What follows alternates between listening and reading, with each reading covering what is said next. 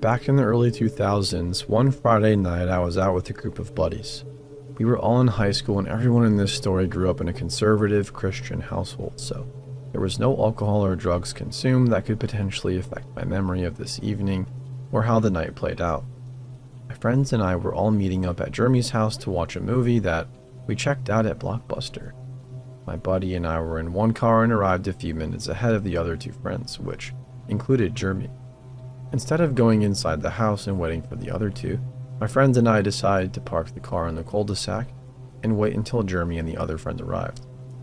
We were talking and listening to music to pass the time, and I remember thinking this beat, having awkward conversations with Jeremy's parents inside. A few minutes later, Jeremy and our other friend showed up. Instead of getting out of the car to go inside Jeremy's house, the two of them just hopped in the back of the parked car that my friend and I were in.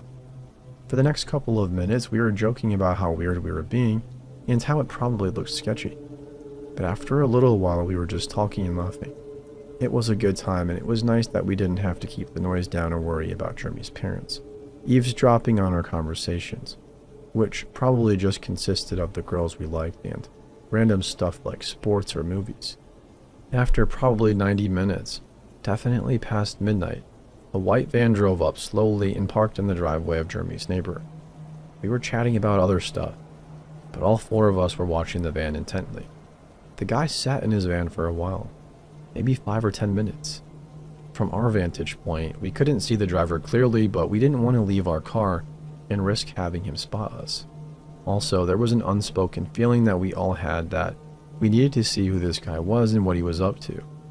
After a little while, the guy emerged from the van. He appeared to be alone, and he was wearing dark clothing. He was a clean-shaven white dude in his 30s or 40s and had a full head of dark hair. If I saw him in the street or at a gas station, he wouldn't have stood out in any way. Jeremy said that he had never seen the guy before and that he definitely didn't live in the house. The stranger just stood next to his van in the driveway, looking squarely in our direction. We were all ducking down in the car, so he couldn't see us clearly, but we had to stay high enough in our seats to be able to watch him. I honestly never felt like we were in immediate danger because there were 4 of us and we were all over 6 feet tall.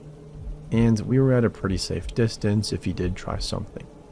But in hindsight, if the guy had a gun, we would be in deep trouble. After a few moments, the guy turned around and walked around the front of his van, out of our sight. We then caught a glimpse of him walking in the darkness of the driveway and then to the front porch of the house. He never looked back in our direction and he didn't appear to be in a rush. He just walked up the front porch steps calmly to the front door, and he just stood there. He never knocked or rang the doorbell. He was still as a statue, every now and again tiptoeing some as if to peer into the glass at the top of the front door to see inside. His hands appeared to be empty, so he had no weapons or tools from what we could see. Now, I would describe the vibe in our car as pivoting from fun creepy when the guy was waiting in the van to, are you going to have to fight this guy or call the police? It was honestly frightening because I didn't know what was going to happen next or how we would all respond. It was all in this guy's hands. The guy stood at the front door for a while. In my mind's eye, it was 20 minutes. It could easily have been shorter than that in real life, but it was definitely an absurd amount of time to be waiting on a stranger's porch. We were debating on if we should honk the horn and blow our cover just to let the guy know he's being watched, or if we should just call the police to say there was a creepy man standing outside someone's house after midnight. In hindsight, we should have called Jeremy's parents to let them know and or call the cops. But we didn't do any of that. Instead, we watched and waited, all of us just flabbergasted by what he was doing. Finally, the guy walked calmly back off the porch and into his van. He started it right up and began to back out of the driveway. In our infinite wisdom, we decided to follow the guy in our car with the high beams off. It was a unanimous decision. We all felt like we needed to make sure this guy actually left the neighborhood. The man was driving super slowly, and all hope of being stealth went quickly out the window as we were clearly following him. We were the only 2 cars on the road as it was pushing 1 a.m. at this point. The van started to pick up speed as it approached the neighborhood exit. My friend picked up the pace to match. The van accelerated even more and hit the open road as it exited the neighborhood. We stopped the car at the exit and waited to ensure he didn't hit a U-turn and drive right back. I remember being relieved that we weren't following the guy for any longer, because that would up the ante even more. After a few minutes, we turned the car around and headed back to Jeremy's house. We all had a rush of adrenaline and were talking about how crazy it all was. We got back to the cul-de-sac and parked the car in the same spot. We emerged from the car and began to walk towards Jeremy's house. Looking back at the car, I pointed out to the guys how we were parked directly below the street lamp, so the car was clearly illuminated. We couldn't have been more visible if we tried. The whole stakeout, we thought we were being incognito, but the guy could probably see all four of us the entire time. Because we were jazzed up and much younger, we didn't sleep well that night. Every 15 to 30 minutes, we would peek outside the window that faced the neighbor's house to make sure the van didn't return. To our knowledge, it never came back, or if it did, the guy risked being there at sunrise because we were up until at least 4 a.m. All night, we were asking Jeremy questions, and once again, he said that he had never seen the man or the van before, and he said there was zero chance he lives there. We asked if he could be a relative or something, and Jeremy said no. Writing this now, I'm very grateful that the neighbor's family wasn't attacked, and that the guy didn't escalate things with us watching and following him. It was a creepy encounter, but nobody got hurt. I do feel regret about not calling the cops with the guy's description and license plate number, which one of us wrote down pretty early on in the encounter. It would have been smart to have the cops get something on file on the guy. In addition to the night's oddities, what strikes me now is how random it was for us to be sitting outside in a parked car, and for that long. My friends and I had never hung out in one of our cars like that before, and we never did afterward either. It was a one-time thing, and we just so happened to be staying at Jeremy's, which I think I've slept over maybe 4 or 5 times over the entire course of high school. Even though it was a scary evening, I'm glad we were there and that the guy could see us. It's scary to think what would have happened if we weren't there to bear witness.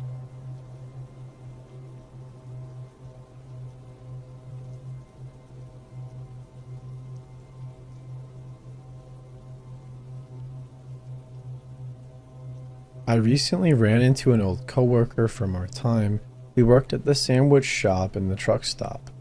We chatted for a while before he had to leave, but I started thinking about my stint at that place, specifically the creepy sandwich guy. In college, I worked some overnights at the truck stop. It was a pretty safe place in a smaller town, and there had only been 3 incidents in the 4 years the place had been open before I got hired in. 1 trucker got robbed, 1 group of ladies arrested for servicing truckers, and 1 overdose, I believe. I was never really worried, even though my coworker seemed a little bit concerned that I was a young girl working overnights at a truck stop, when there was only 1 other employee in the whole place. Usually it was really slow. Most of the time I'd get 3 or 4 truckers to come in within the first hour. A couple people came in with the munchies and ordered 3 dozen cookies one time, but usually it was maybe 1 or 2 people an hour, if that. So I'd spend about 3 hours cleaning ovens, finishing dishes, deep cleaning the lobby, and that kind of thing. And then I'd get to spend whatever time between customers doing homework. The overnight boss on the other side, the gas station side, was cool as long as everything was cleaned and tempered regularly. A few weeks before I inevitably left this place, a guy came in about 20 minutes before my shift was over. So it's about 5 a.m. by this point. My coworker had arrived early so he could fill out some paperwork that he had to get done. So he was sitting in the back office already. I started making this customer sandwich, making chit-chat like usual. Nothing seemed out of the ordinary. He told me he was driving from New York to Wisconsin and asked me a little bit about how my night had been. Nothing crazy. I wrapped up his sub, rang it up, and threw in a small discount for him since he seemed nice and I was just happy I was getting ready to go home for a few hours of sleep before I headed to campus. When I went to take his change, things went wrong. He dropped the coins in my hand, but suddenly he had his grip tight around my wrist. Next thing I knew, I was on the other side of the counter on the floor. He had yanked me across the counter and still had a tight grip on my wrist. I'm thankful that my coworker was there. The manager on the other side had slipped into the bathroom, so to this guy's knowledge, I was the only one there at that moment. But my coworker, while filling out his papers, was looking at the cameras and had seen everything. He was out of the back just seconds after I hit the ground, and before I really knew what was going on, he had chased the guy outside. He didn't pursue him far, afraid that somebody else was nearby who would come after him, so he ran back inside, locked the door to our side of the store, and shouted for the manager to call the police. The cops came. They searched the area and watched the security videos, but nothing ever came from it. The guy disappeared, and I never heard anything about him. I put in my 2 weeks' notice the following day after my nerves had calmed down. I was switched around, so I worked during the day around my classes for my last few days, and they made it a policy that 2 people were to be working both sides of the truck stop on overnights from that point on. I still live about a half an hour from there, and honestly, I haven't gone back since my last day, just because that memory is still in my mind almost 8 years later.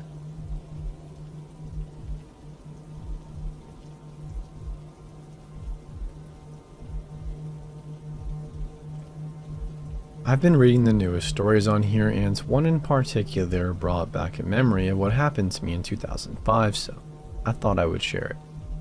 I was 19 or 20, between my first and second year at uni, and found a summer job at a local video rental store. I missed those. It was open 8 a.m. to 1 a.m., so whoever was working the afternoon shift had to close up. It was located in a calm downtown area only a couple of blocks away from the city center. And whenever I had to close, I always took a taxi home, so I never had a reason to worry about my safety. After the first month, I had already learned who the regulars were, and because I was friendly and chatty, I started feeling in my element soon enough. I knew who the good clients were and who were the ones who always tended to be late to return DVDs and try to evade the fine. There was, however, one client in particular who always gave me the creeps from the very first time I saw him. He was young, maybe in his early 30s, with dirty blonde hair and blue eyes, and whenever he came to rent or return, he always was kind of hostile towards me, even in mundane exchanges. The sulky and rather sarcastic way he spoke to me gave me that vibe. I didn't take it personally, but let's just say he wasn't my favorite customer. So imagine my surprise when one day I come to work and my colleague tells me that one of our clients had asked about me when I start work. She was teasing me that he must like me, and I couldn't really think of who the said client was because she didn't remember his name.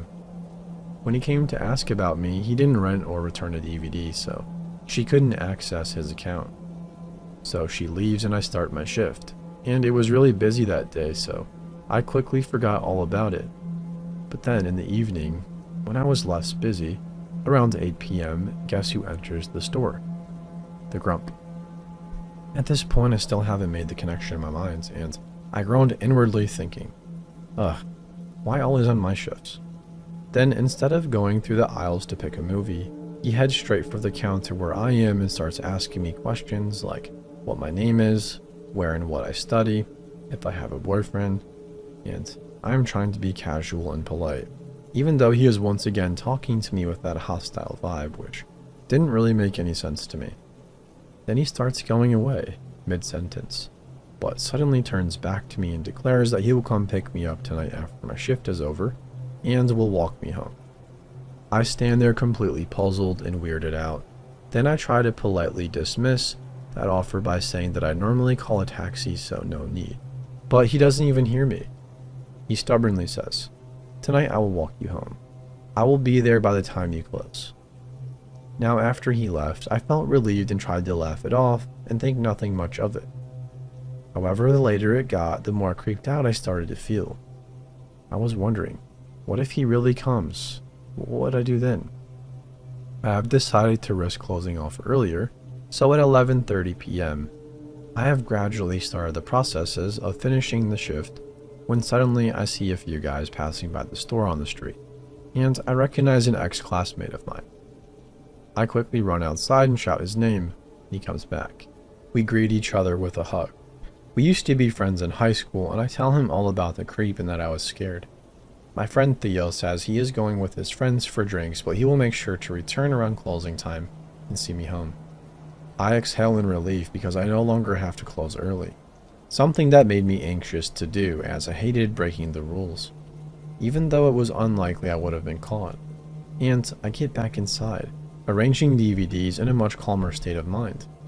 Around 12:30 a.m., I started washing the floor and thinking I might have overreacted by getting so worked up about this whole situation, and that maybe the guy was a harmless grump who wouldn't act on what he said. Then I hear the doorbell tingle, indicating somebody has entered the store. I go to the counter and stop in my tracks because I see him, the guy, slowly approaching me with a determined stare. I start shaking all over and look outside, but the streets are empty. So I try to remain calm and not give any nervousness away in case I trigger him somehow. I continue finishing my shift when he asks me if I am ready, and I once again repeat that I don't need to be walked home because I have other plans anyways. This seems to annoy him and he asks what kind of plans, since I didn't mention anything before, and my facade slips a little bit when I adamantly explain that it is not any of his business, but I made those plans after he last came, so I ask him if he doesn't intend to rent, to please leave as I have to finish up and close. He doesn't even budge. He just stubbornly stands there and says, "You have no plans. I will walk you home when you finish." Now at this point my treacherous chin starts to tremble a bit because I am on the verge of tears. I feel angry, frustrated, and scared. I'm looking at the clock every few seconds and contemplating my options, in case Theo forgets about me and doesn't fulfill his promise to return. It was 12:58 and I was still stalling, seriously wondering if the situation warranted a call to the police.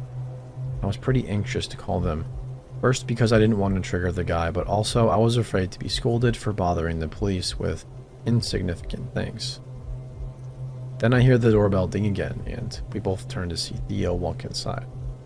I have never been more glad and relieved to see him, so I put down what I am holding and run to him. He slides a protective arm around my shoulders and asks if I am ready, and then looks at the creepy guy in that non-verbal, defiant male way of saying, "You got a problem, bro?"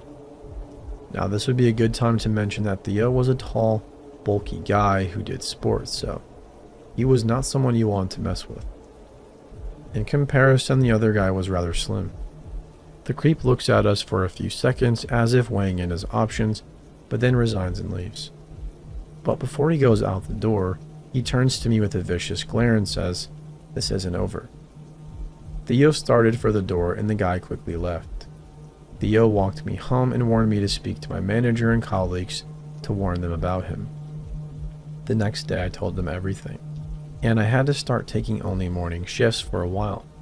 A few weeks later, one of my colleagues said that the creepster appeared and asked about me again. Mind you, he asked when I would be working the evening shift again. They told him I only do morning shifts, so he seemed disappointed. He then started ranting and said that I led him on and then rejected him, and my colleague told him that she actually knows what happened, so it would be best if he left me alone, unless he wanted trouble with the police. That seemed to work because since then, he never returned to the video store, at least not while I was working there. I don't know what his intentions were, but man, am I glad for Theo being in the right place at the right time, as who knows what would have happened if he hadn't been.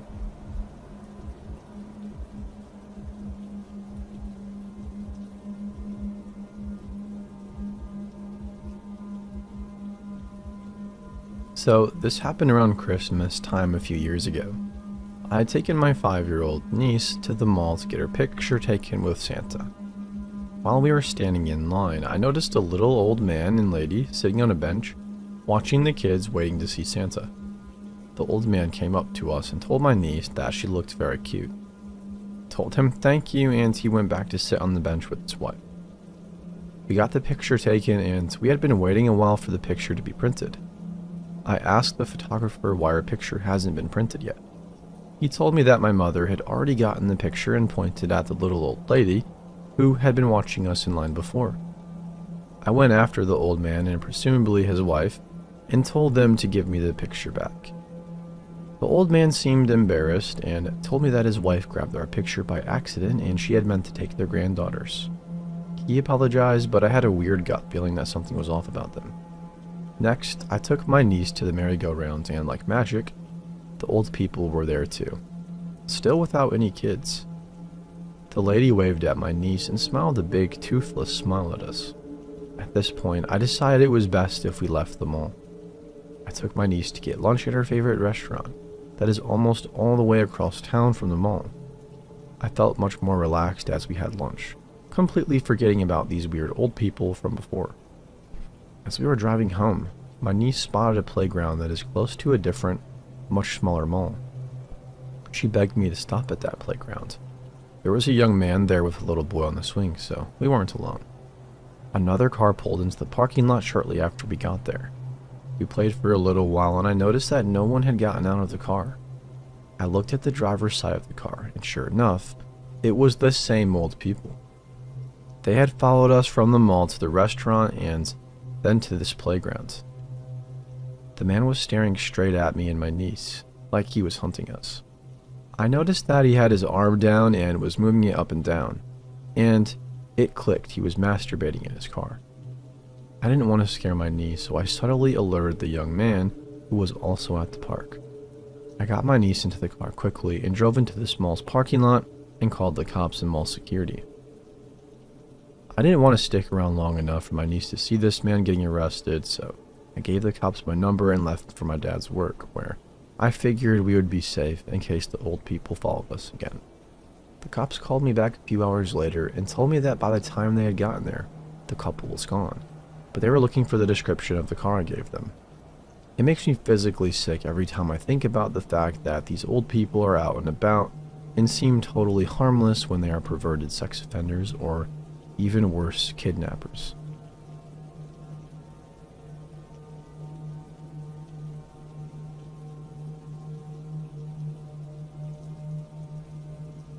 I love staying up late. Watching TV until 3 a.m. is my bread and butter. Suffice to say, this is a usual thing for me when I'm home alone. With my dad going away for work every 2 weeks and coming home for one, it was very easy for me to get away with it while I was still in school. And for context, I lived just with my dad as my mom passed away from cancer when I was only 12.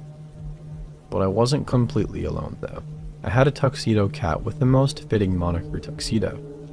I've had him since I turned 16, and he's kept me company during the many long Canadian winter nights when I was by myself.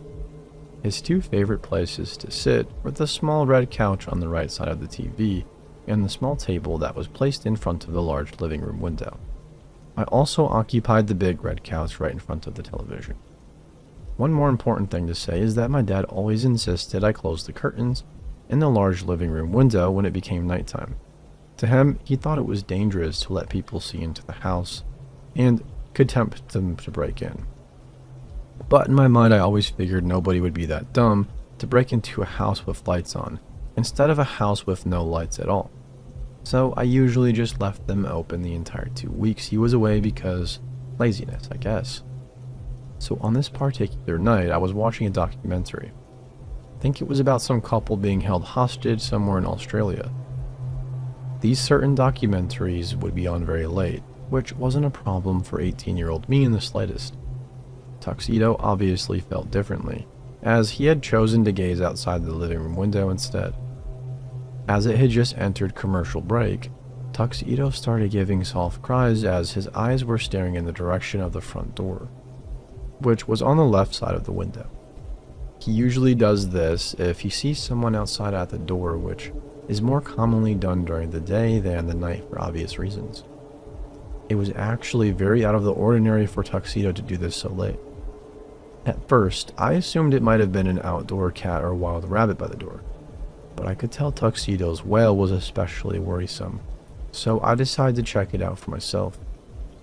Here's the layout of my front door entrance. Tuxedo and I were on the top floor, but the entrance was at a lower level that was between the top floor and the basement. There was a small staircase that went down from the top floor towards the front door, and a second small staircase that went further down away from the door to the basement. Hopefully that was a good explanation of it.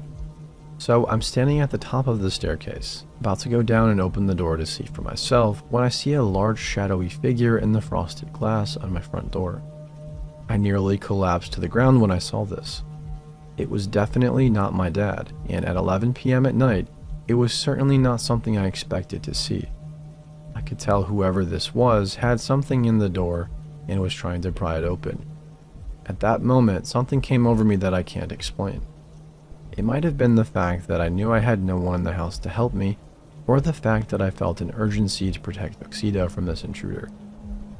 But I grabbed my cell phone off the arm of the couch and threw on the lights over the front door.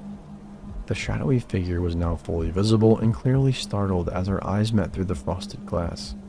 His face displayed in a jagged reflection. "Leave now. I'm calling the police. Leave." I didn't even get to finish before he was dashing off my yard and into a car across the street. Before I could even tell the make and model, let alone a license plate, he was gone. All that remained was a crude crowbar on the front step. Now, it's up for debate what that man was at my house for. I certainly didn't recognize him in the few seconds I looked at him.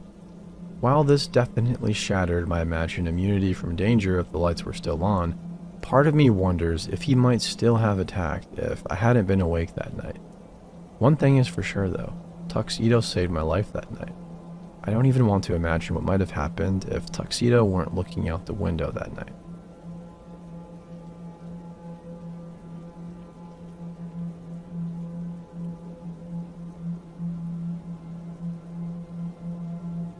This is my first time posting on here and I'm writing this on my phone, so please bear with me. Some info before I start. I'm from Texas, so I don't have many shoes with treads on them. The ones I had gotten too worn and eventually tore. And I need to buy some new ones soon. Also, I'm a chubby 5'4" girl and this was 8 o'clock at night. This also happened on a very popular and busy street. I live in Chicago for school and I needed to get some things before the polar vortex. The school I go to is near State Street, and I decided to go to Walgreens that was near the Chicago Theater. I had to stop by Target and then at that Walgreens. As I purchased everything and made sure I had packed in everything, I headed out to the doors. As I walked toward the exit, I noticed a tall man was headed in the same direction at the same time, so I decided to let him go first. But he just stood there staring at me. He didn't make any gestures, but I still thought, maybe he just wants to be nice and be a gentleman. So I went head first and he followed. I noticed that it had started slushing and knew I was going to start sliding everywhere because the boots I had on had very thin treading on them. So I had to slow down on my walking or I would fall on my butt. I start walking and it's at this point that I notice him walking the same pace as me. I thought I was in his way, but I also thought that the sidewalk was extremely big and he could easily walk around me. I still stepped to the side to see if he would go around or something, but his shadow followed right behind me. I tried walking a little faster, but I could already feel myself slipping and losing balance. He ended up walking a little faster to catch up to me, and soon he was right next to me matching my walking pace. I asked if he needed anything, but he didn't say anything. When I was in front of the theater, he ended up going in front of me and just stopped me in my tracks. I tried to go to the left of him, but he steps in front to cut me off my path. Tried the right and did the same thing. I paced a little bit faster and he ended up just circling around me. He ends up blocking my path again and gets a cigarette and just gets right up in my face and tried to light it but couldn't because of the slush and wind.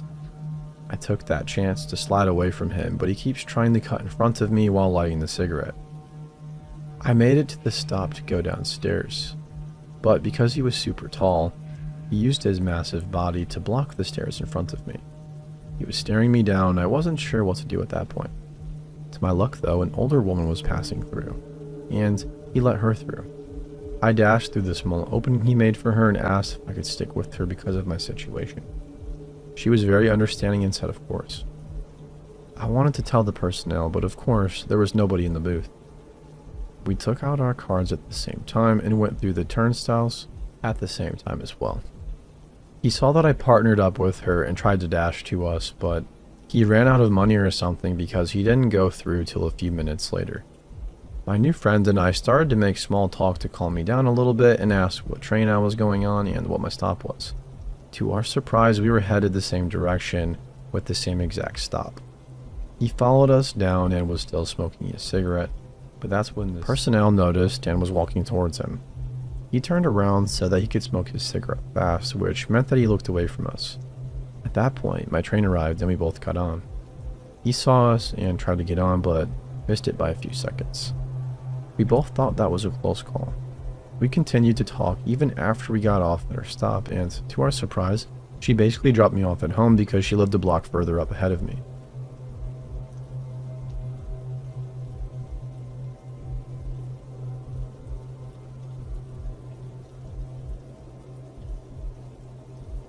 I submitted this a year ago to Ask Reddit long before I knew this subreddit existed.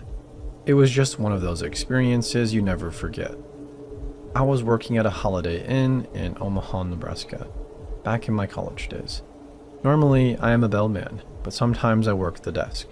One day, an odd-looking guy comes up to the front desk. He's wearing clothes straight out of the 1970s, like a super creepy version of Dan from The Good Guys. Aviators, greasy hair with a massively receding hairline and a mustache. He has a cane and walks with a pretty severe limp. He asks me where he can get paramedic patches.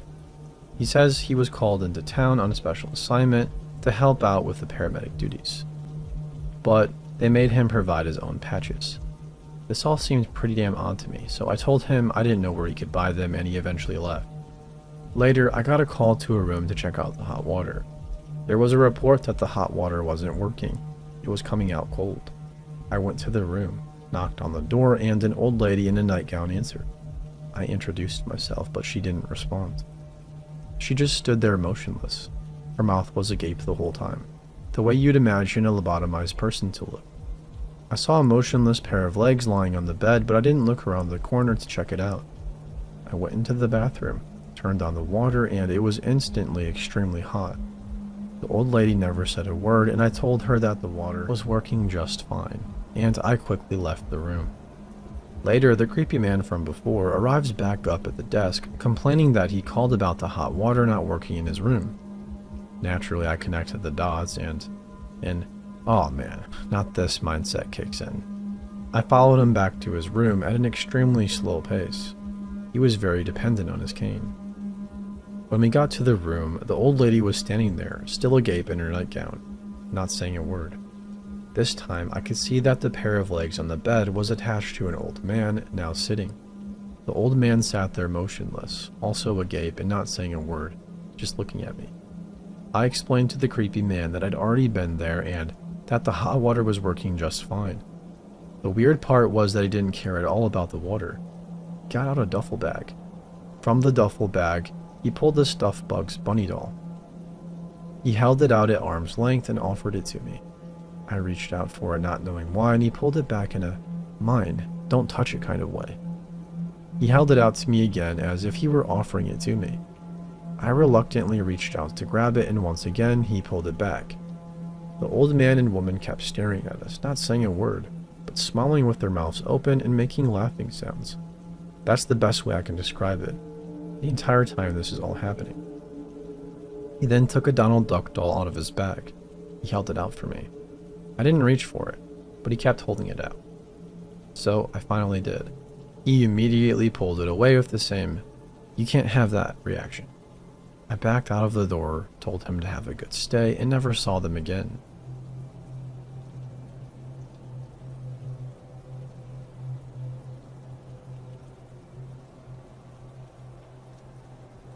My husband began working overnights a few months ago, so this means my dog and I usually watch TV and sleep the night away before he gets home. Sometimes I'll just draw all night while the dog sleeps at my feet, and when the weather is decent, I'll take her out for a jog, or I'll take her to my friend's house so we don't die of boredom. One night while drawing some fan art for my favorite band, I decided to put my drawing pad down and go for a walk to get a soda for myself and maybe a pack of peanut butter crackers for the dog. I got the dog ready and made sure my cat wasn't hiding by the door so she wouldn't dart outside, and we left soon after I located the cat snoozing on her couch. I remember this happening around late summer because our town likes to prepare for Halloween 2 months in advance. Pumpkins started to appear everywhere, and my dog liked to try and stop to steal tiny pumpkins from cute displays that local mom and pop stores put up. I can't count how many times I would have to apologize for my dog's rude behavior, but that's not what this story is about. Sorry, I think I'm rambling and remembering the funny things my dog does. While jogging carelessly and dragging my 70-pound pit bull mix away from her beloved tiny pumpkin displays, a man across the street started yelling something I couldn't make out. At the time, of course, I turned around and asked him what he had said. We had a short and uneasy conversation that went something like this. Man. Yeah, what are you doing out here? It's kind of late. Me. Just taking the dog out for a walk. Why? It was 9:30 p.m. Man. Isn't the old man supposed to do that? Me. Wondering if I even know this jerk. Well, he'll be back from work when I get home. Man. Oh, really? Does he always let you take the dog out this late? After the man said that, he started moving across the street quickly and wouldn't break eye contact with me. I started backing away like I was ready to run, but my 70-pound blue pit bull mix started growling and snarling. Somehow my dog knew something wasn't right at all. The man snapped out of his BS and looked down to see my dog flashing her pearly white teeth. My dog lowered her head and stared at this idiot in his eyes. The man tried to laugh it off and took one more step forward. This set my dog into a freaking rage. My dog lunged and barked like she was going to rip his head off. I'm so thankful I had a grip on her leash, otherwise this man may have been doggy kibble. The man finally got the hint and turned back. He said something else that I couldn't make out as he left. I don't want to know what he could have done, but I was happy to have my dog with me that night. I just wanted to add that my dog has always been a very friendly dog, and she has never tried to attack anyone before or after this incident. Again, I'm just so glad that she was there to save my butt from some idiot that night.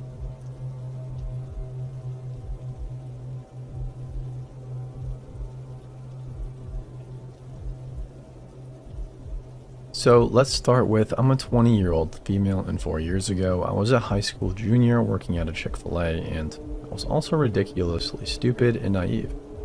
So about 4 years ago I started my very first job at a Chick-fil-A, and for some reason my first and last name were on my name tag. Anyways, I apparently took this guy's order, Scott, and he memorized my name and looked me up on Facebook. I very stupidly added him because it said he went to my high school at the time. Well, he messages me and I quickly find out that he has not only graduated high school, but also has graduated from college. Now, at the time, I was like, oh, this isn't that weird. But now that I'm actually in college, I find it very strange that a 22-year-old was hitting on a 16-year-old. Anyways, we're talking and he tries to take me out on a date to an orchestra concert that's over an hour away from my house. I was at least smart enough to reject this idea. For the next couple of weeks, he kept messaging me and I kept messaging back for a while. He started asking so many personal questions about my age, sexuality, and other stuff. But usually our conversations were very platonic. But he still always commented on my looks and how attractive he found me. I slowly stopped talking to him and didn't give him another thought.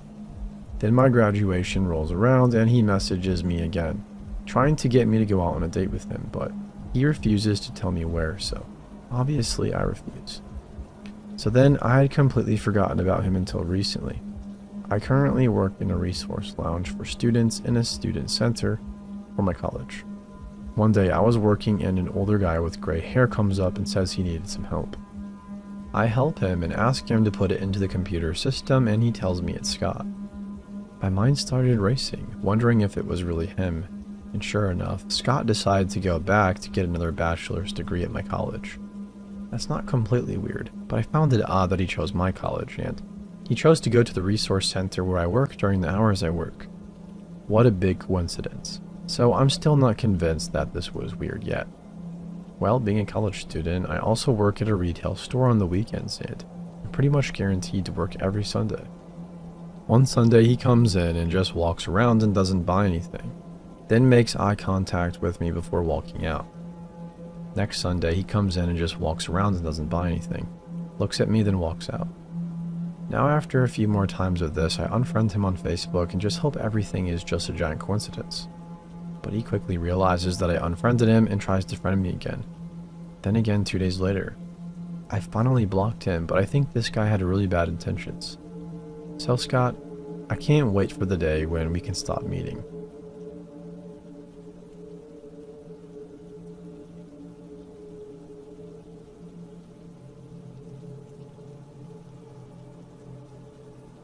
I grew up in a town in a relatively rural part of England. Once upon a time, the whole area had been ancient woodland, but by the time I grew up there, urban sprawl meant that only a few small pockets of woodland remained, entirely surrounded by housing estates. I hated walking through those woods. The quickest way to get anywhere from the street I grew up on was to take a footpath that ran from one end of the street, around the back of the houses, and then through maybe a quarter-mile wide patch of woodland before you reached the heart of the town. It only took a few minutes if you took the most direct path through, but my heart would be racing the whole time. I had to walk through there to get to school or to the shops when my mom sent me to get groceries. And knowing that, my older brothers would tell me that the woods were haunted by the people who were executed there, and when I was a teenager, I became scared of the woods for a different reason. During the winter months, when it was already dark when I walked home from school, older kids would sometimes lurk amongst the trees to scare the heck out of smaller kids and demand what little money they had, or sometimes even their mobile phones. But I'm an adult now, so when I visited my mom in my hometown last winter, the woods no longer held any fear for me.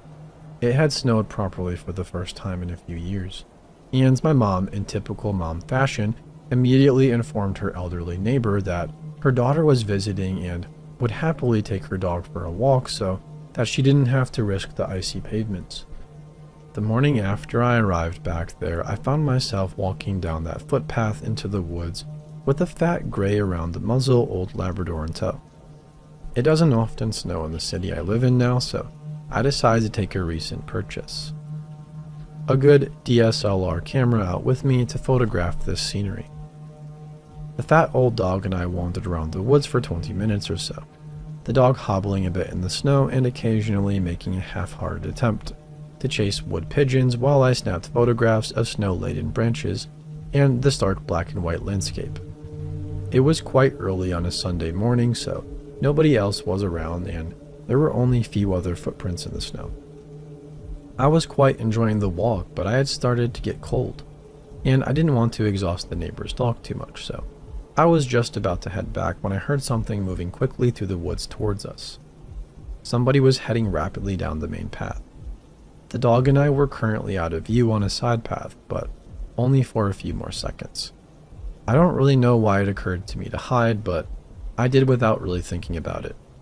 I hesitated for a moment and then, my mind full of memories of being accosted by hooded teenagers and robbed of my very first brick-like phone, I stepped off the path and hid among the bushes and trees.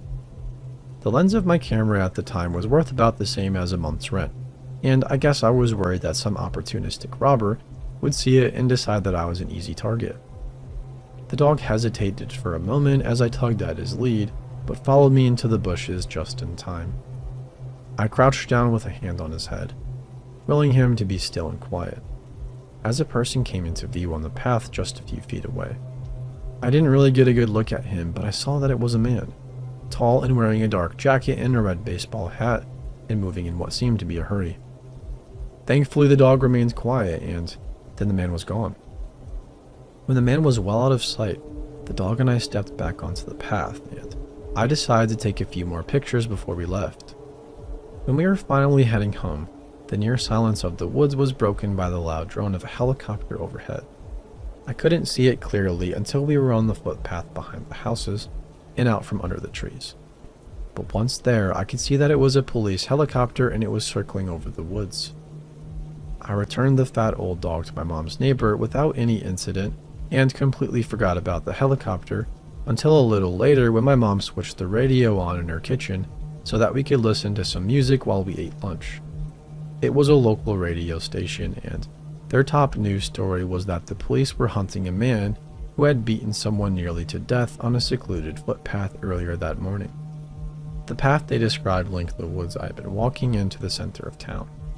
The suspect was described as tall, wearing a dark jacket and a red hat.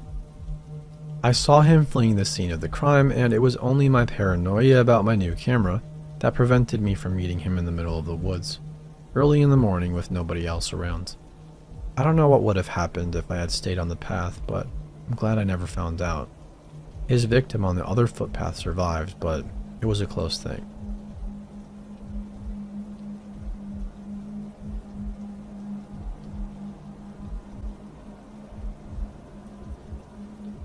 I love this subreddit, and I'm sure this is just the first of a few stories I will post on here. This first story happened to my father. My dad has had many jobs throughout his life, and in the 70s he was a pig farmer. He would raise pigs and sell them by the pound at auction. Then he would deliver them to the buyer. Well, one time he was delivering a load of pigs to a buyer way up in butt F nowhere, Arkansas, and one of the pigs got away. The pig ran into some woods next to the property, and my dad finished unloading the rest of the pigs before going off to find the one that ran away. It took him a while to find the pig, and my dad says he honestly wishes he hadn't. When my dad found the pig, it was dead with an arrow sticking out of its side, just before my dad walked up to the pig's body to see who the heck shot his pig. He heard two men coming from deeper into the woods, whooping and hollering. My dad ducked behind a tree just as two really gnarly looking dudes came running up to the pig. They were both wearing overalls with nothing underneath. One of them had a really gnarly looking cleft lip. My dad said he looked just like the guy from The Hills Have Eyes remake, the one with the road spikes. The other guy was just really old and skinny. The two men picked up my dad's pig and sliced open its stomach, spilling its guts onto the ground. Then the two men dragged the pig off. My dad followed them. The two men walked up to a small ramshackle shack that had 4 people sitting on the front porch. As the men reached the house, a woman comes out with a boy who is probably too old to be breastfed, attached to her right breast. My dad said that almost every single one of them had a physical deformity, so he noped the heck out of there. Hillbilly people, let's not be.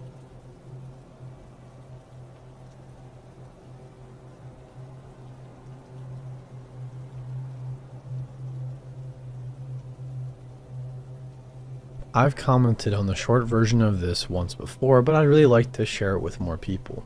This experience was legit one of the most terrifying things that's happened to me walking my dog, and he's done some weird stuff, like pulling a used condom out of a bush and whipping it around like helicopter blades.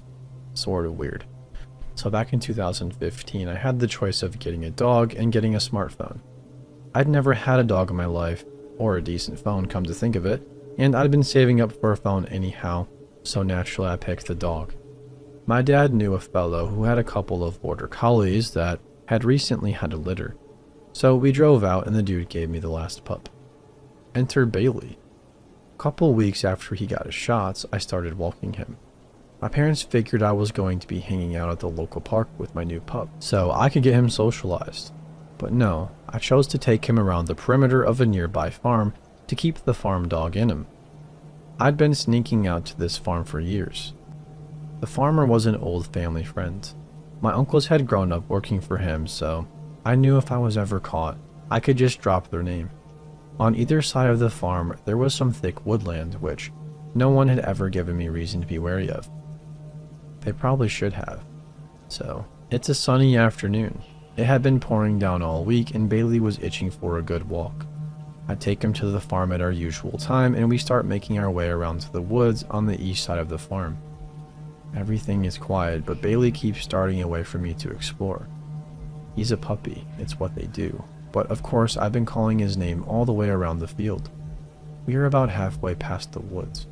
I could see the roof of the farmhouse over the next hill. Bailey's been pulling crap out of the bushes all the way along, and I just got him into trouble for rolling in a pile of fox crap. That's when I hear a man's voice calling my dog by his name. Like this dude I didn't even know was calling my dog by name. I knew it wasn't the farmer because I'd met him at family events like barbecues and weddings, so I knew what his voice sounded like. I go completely silent, but the guy keeps calling on my dog.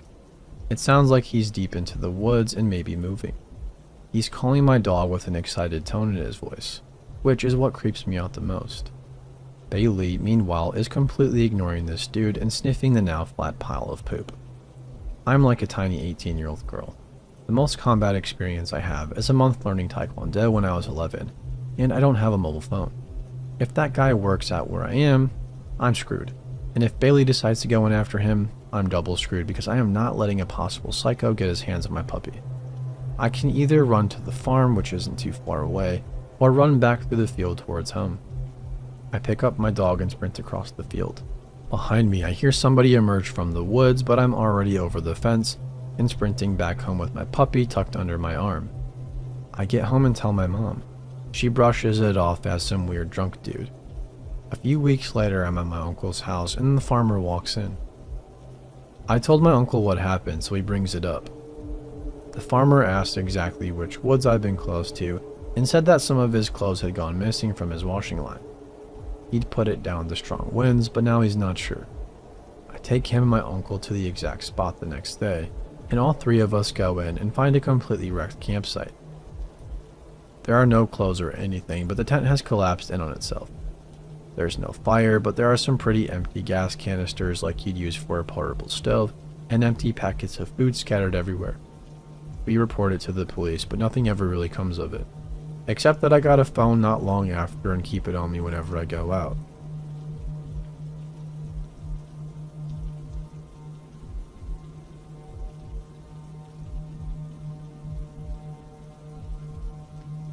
Not eerie like some of these posts, but rather funny.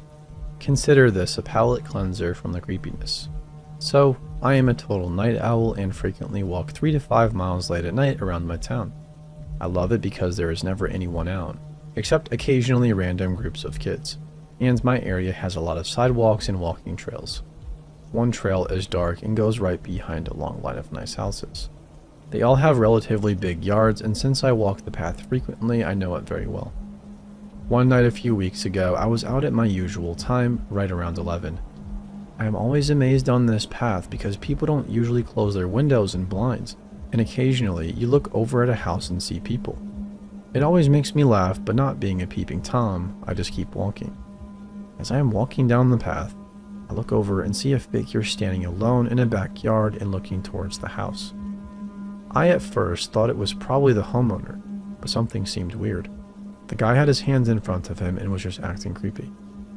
I am a light walker and decide that perhaps I should investigate and walk over. As I get behind him, I can see over his shoulder and have line of sight into a family room where a man and a woman are naked and pretty close to having sex. This guy had evidently hit the gold mine and was having his own personal peep show. It also seemed like he was making sure he enjoyed himself, if you know what I mean. I walked quietly up behind him until I was about 2 feet away, turned sideways to make myself less of a target and or run if attacked, and said very quietly and calmly, "What are you doing?" I have never seen anyone jump as high as he did in my life. I had completely surprised him and he let out a yell and ran away at an angle around the front of the house and away from me. The couple must have heard something because suddenly the drapes were closed in the room and I resumed my walk. In hindsight and after telling my wife, I probably should not have done what I did. Could have had a weapon, but I had followed my instinct and it all worked out. I doubt I'll ever see him again, and I am pretty sure I scared the crap out of him.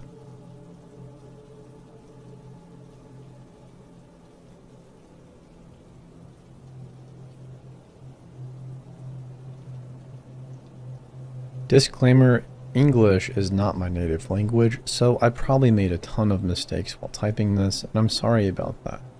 Also, I'm sorry if this post is too long. I've never posted anything here, so I'm pretty new to this. The story I want to share with you happened 1 year ago, not long after the beginning of the first semester. I was 20 by then, and I used to hang out near my university a lot at this time of the year because the weather was still really nice and warm, and my university was adjacent to a park. As we had a 3-hour break, a friend of mine asked me if I wanted to eat lunch in the park rather than in the cafeteria. I said yes, and we went there. It was a regular school day, probably a Thursday, and the place was filled with kids, students, and people walking their dogs. So definitely not empty. It may seem odd to underline this, but I rarely go by myself in a park if There is no one else around because it makes me feel nervous, kind of vulnerable. I'm a pretty anxious person, so don't judge me. But this day, the place was crowded, and we hardly managed to find a place somewhere on the grass for us to sit. We ate, talked, and enjoyed the sunny weather for a good hour. After an hour, the park was way emptier than when we arrived. Almost all the children had left, and we were quite on our own. As we both wanted to smoke a little bit before returning to classes, and now that we wouldn't bother anyone with the smoke, we rolled 2 joints. I know it's not especially a good thing, but it was our habit when we hung out together. Anyways, the past belongs to the past, right? I was focused on rolling up when my friend suddenly asked me, "Do you see them?" I looked in the same direction as her, but I couldn't see what she was talking about. She insisted, "Those guys with the bag. They're staring at us." And then I saw them, maybe 50 meters away from us. 2 guys who seemed a little bit older than us were standing in the middle of the way, looking very intensely at us. They had no expression on their face. I'm kind of used to creepy men, whether they are polite or much more intrusive. You know, those who follow you in the streets, or those who inexplicably stare at you in the bus for 30 minutes. Those who won't leave your side until you give them your number. It can be really easy to get rid of them, but those kinds of encounters are often awkward, embarrassing, or worse. So I felt pretty uncomfortable, although I wasn't super worried. As I kept looking at them, I understood that they were going to talk to us. I asked my friend if she knew them, and she answered no, adding that she hoped they would not come over to say hi. Unfortunately, a few minutes later, they were right in front of us, smiling. There were 2 of them. The first one to talk introduced himself as Manny. He was a small, short-haired guy who was obviously on drugs, but I wouldn't know which ones, to be honest. The other one was a tall, pale, quiet guy. I can't remember his name. Let's call him Steve to make things easier. Manny talked and smiled a lot. He introduced himself and his friend, asked us about our day, and said he was happy about the warm temperatures. He seemed either unable to shut up or desperately trying to play cool with us.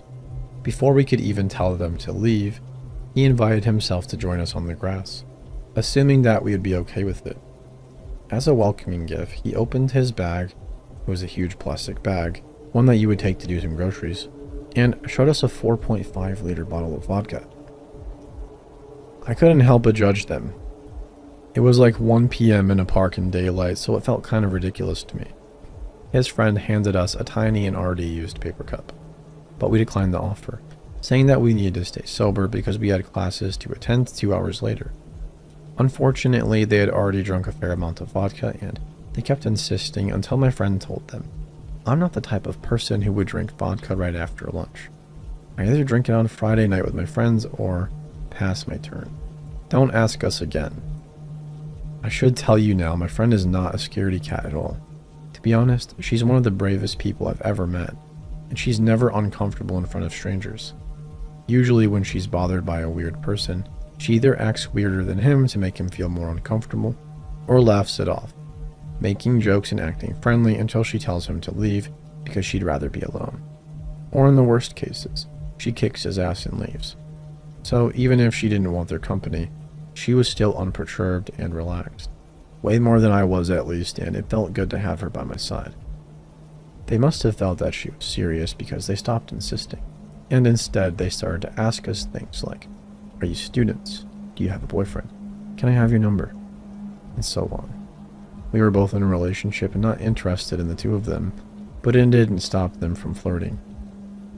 They kept complimenting us in a heavy, unpleasant, clumsy way, and we began to feel embarrassed. We could clearly tell that the alcohol was unleashing them. They were annoyingly enticing and openly flirty, and it escalated quickly from a sympathetic remark on the way we were dressed to nasty sexual advances.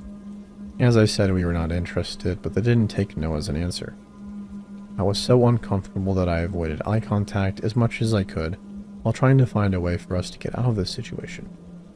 At this point, 2 other dudes, supposedly their friends, came and sat with us, even though we didn't tell them that they could. They looked dirty, idle, and stoned, and one of them had a scrawny dog full of fleas. Not really reassuring, but we kept our thoughts for ourselves. My friend said something like, "We should probably go back to college now," but it didn't work the way we planned. They offered to come with us, claiming that it was not the first time that they crashed classes just for fun. We replied, "No thank you, we don't want to get in trouble." But Manny insisted again. We declined. He just kept insisting, saying, "Don't worry, it's not a big deal." And suddenly he pulled out a gun out of his pants and brandished it in front of us, with a proud expression on his face. We immediately stopped smiling. First, because we live in France. Carrying guns is neither allowed nor usual, and second, because we felt trapped. The gun looked old but real, heavy and very dangerous in his drunken hands. It was definitely not funny anymore. I was very afraid of what would happen next. One of his friends, the one with the dog, we'll call him Nick, started to panic, got up and said, "Dude, are you freaking crazy? Don't you know I got heroin on me?" To which Manny replied, "Chill out, there are no cops here." His friend shook his head and took his bag ready to get out of here. Then Manny pretended to be aiming at Steve, and he told us with a big carnivorous smile that he could totally shoot him without getting in trouble. Steve seemed a little bit nervous. Nick walked away, yelling that he didn't want to be seen with us because it was too risky. And I couldn't disagree. We were in the middle of the day in an almost empty park, so the scene seemed quite unreal. I just thought, crap, I've never been this close to a gun, and its owner is a drunk man who doesn't want us to go. It looked bad for us. He turned towards us, exhibited the weapon, and asked for our opinion. "Do you like it?" "I'm not a huge fan of guns," I said. "Are you scared?" "Maybe." I tried my best to hide the fact that I was scared because I didn't want him to notice it and take advantage of it. Even my friend kept a fake smile on her face to keep up appearances. He quickly put it back in his pants and stared at us for a long time with a wary eye. After that, he strangely asked, "What did you see?" Figured he was talking about the gun, but I couldn't understand why he would ask such a thing, with such a suspicious tone. He asked again. I said, "I saw nothing," and he laughed. My answer may seem stupid, but I didn't want him to feel proud or to give him this kind of power over us by letting him know that we were afraid of the weapon. I thought it was stupid to carry a gun and to point it at his friend. But he simply kept laughing, and his laugh sounded awful to my ears, like the one of a cold-blooded sociopath. I was so nervous that my hands were shaking. My friend must have noticed it because all of a sudden she took my arm and told everyone, "Oh crap, we're late, we must go. Have a nice day," before running away. They shouted, "Can we have your phone number at least?" And she replied without even looking back, "Nope, but have a nice day anyways." We never walked so fast to get to our classes as on this day, even though we ended up not attending the lecture because our teacher was sick and we didn't know. We were still so astounded by what just happened that it took us several hours to process. And after that, we avoided the park for a long period of time. Edit. I want to add something because it may be confusing. We had no idea of who they were, what business they were in, or what kind of drugs they would do. We could only make assumptions because, well, some of them were casually carrying hard drugs and Manny had a gun. But one thing was sure, they all seemed pretty messed up as human beings. Could have asked them why they had those things on them, but it felt too risky. We were two defenseless girls, and it felt safer to stay quiet about those delicate subjects. We also never told the police because we had no idea of what proof/evidence we were supposed to give them. Hope all of this makes sense to you as well.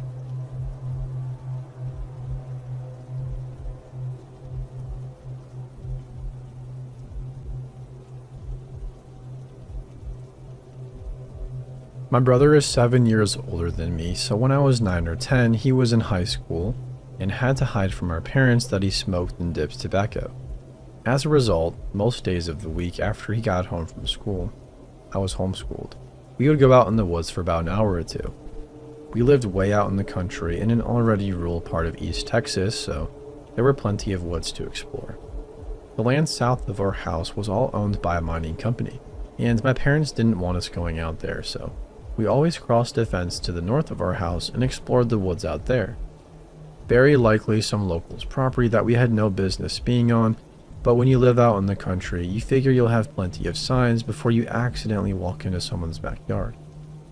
After a few months of venturing out in this area, never traveling more than an hour's distance from our house, and always in the daylight, we decided one day that we would just keep walking and walking.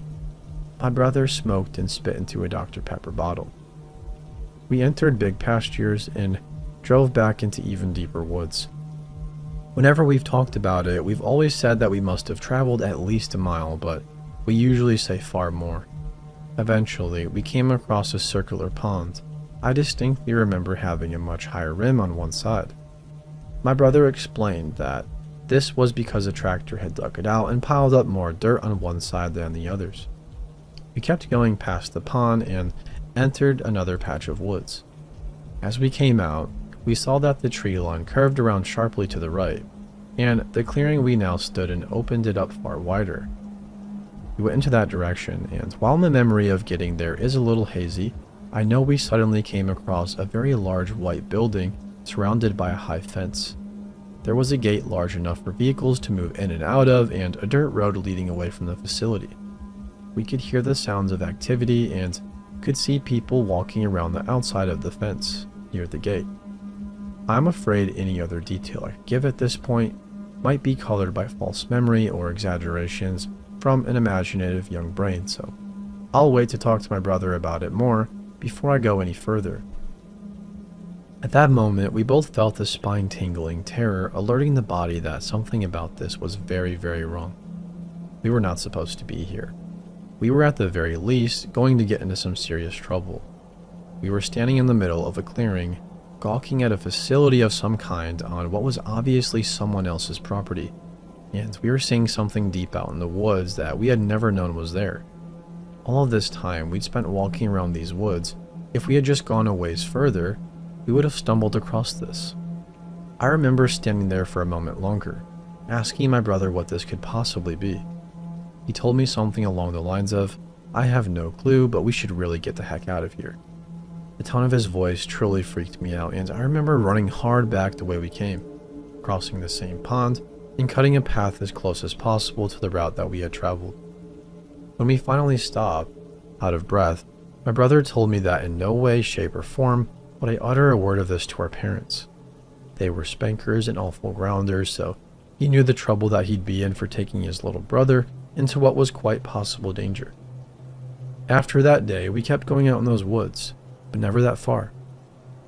Eventually, my brother got caught with a can of Skull, and my dad made him eat the whole can and puke it up on the porch. Being an easily intimidated little kid, it wasn't hard to get more information out of me about my brother's smoking and dipping habits, but I never brought up the facility that we'd found. Over the years, my brother and I have brought this story up many times. Our parents have gotten way laxer since we've all grown up, and we've even told them the story. To my mother's retroactive shock, we've added a lot of other weird ones to our arsenal in the same time since, as our family had always lived by huge areas of land for us to wander around on, but this is one of our favorites. It's always, remember the time we almost got killed by those government researchers? Remember the time that we found that crazy building in the woods with those people walking around it? But for the past few days, this event has really been bugging me. I told my wife about it in detail and she was pretty amused. I thought I'd look around on Google Maps a little bit at the area we grew up in. Something I'm honestly surprised I've never done for these specific reasons before. And what I've found or haven't found is actually really bizarre. Moving north from my old house, which has since burned down and left an ugly scar on the satellite image, on Google Maps I can very clearly make out the woods we spent most of our time in. When I go further north, I can see several large clearings followed by more wooded areas. Eventually, I even found the circular pond, and I'm positive I can make out the higher end of the pond that we stood on, as my brother explained how it had been made. When I drag the map further, I see what looks to be the clearing and the sharp curve of the tree line to where we saw the facility, but there's nothing there. No trace of a building, no evidence of a dirt road leading away from an old structure. It's just pasture and more trees. In fact, when I zoom out and look at the whole area, it doesn't seem possible for there to have been an operation of the scale we saw out there at all. Just a little ways further north, the land becomes nothing but pasture with houses pressed up against a county road. For people to have come and gone from this area, they would have had to have had a road of some kind, as well as power lines stretched out to the building. But there's nothing like that on Google. In fact, there's really no "here it was" spot on the map. It's like it was never there to begin with. It's been a few years since we've talked about it, so I texted my brother earlier today to ask him if he remembered this happening. He called me immediately after and said, "Heck yeah, man, that was a really weird day. You know how good I used to be in the woods, but that stuff really freaked me out. We had to get out of there." This whole event feels more and more like something that we walked into that we shouldn't have seen. I still remember the feeling of dread upon finding the place and knowing that something bad would happen if we stuck around. I'm going to try and send him this post later so he can read it and corroborate, as well as look at the Google Maps for himself to see if he sees anything different.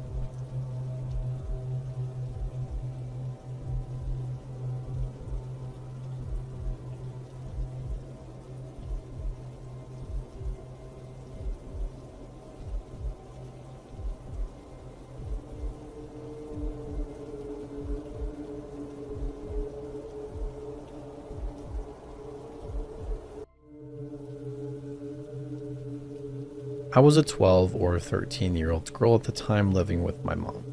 We lived in an apartment complex in a suburban town. Our apartment was on the ground floor, but the basement was partially underground, so there were 2 meters up to my window.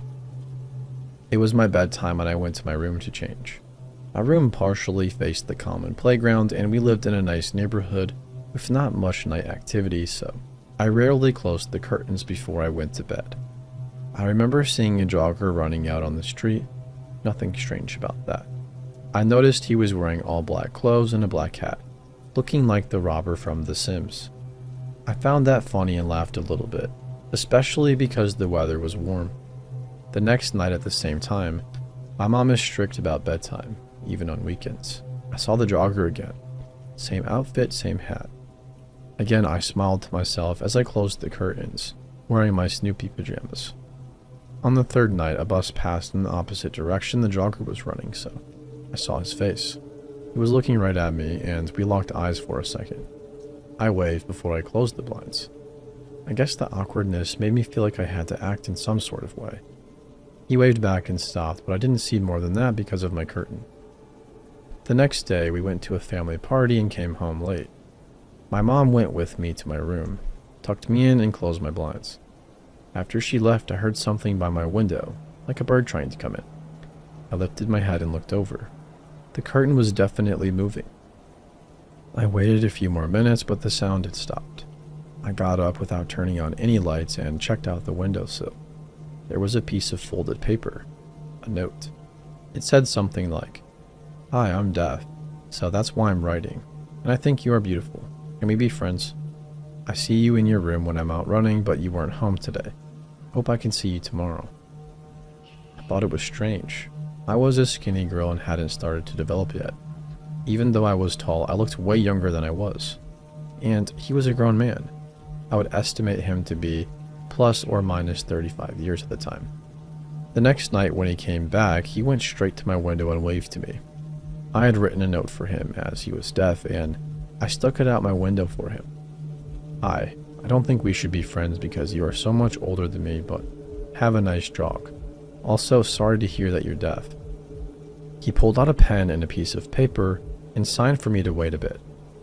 "Why won't you be friends just because I'm older? Age is nothing but a number. Maybe you want to come to my place and have dinner sometime. We can just talk and get to know each other."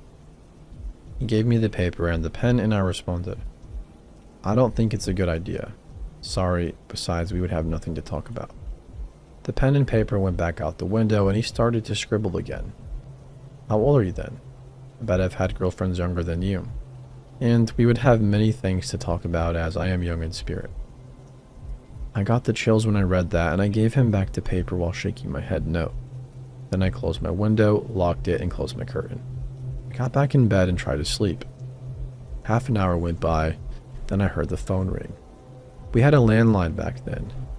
2 minutes later, my mom came into my room, rolled up my curtain, and looked out my window. I lifted my head and asked her what she was looking for. A neighbor just called.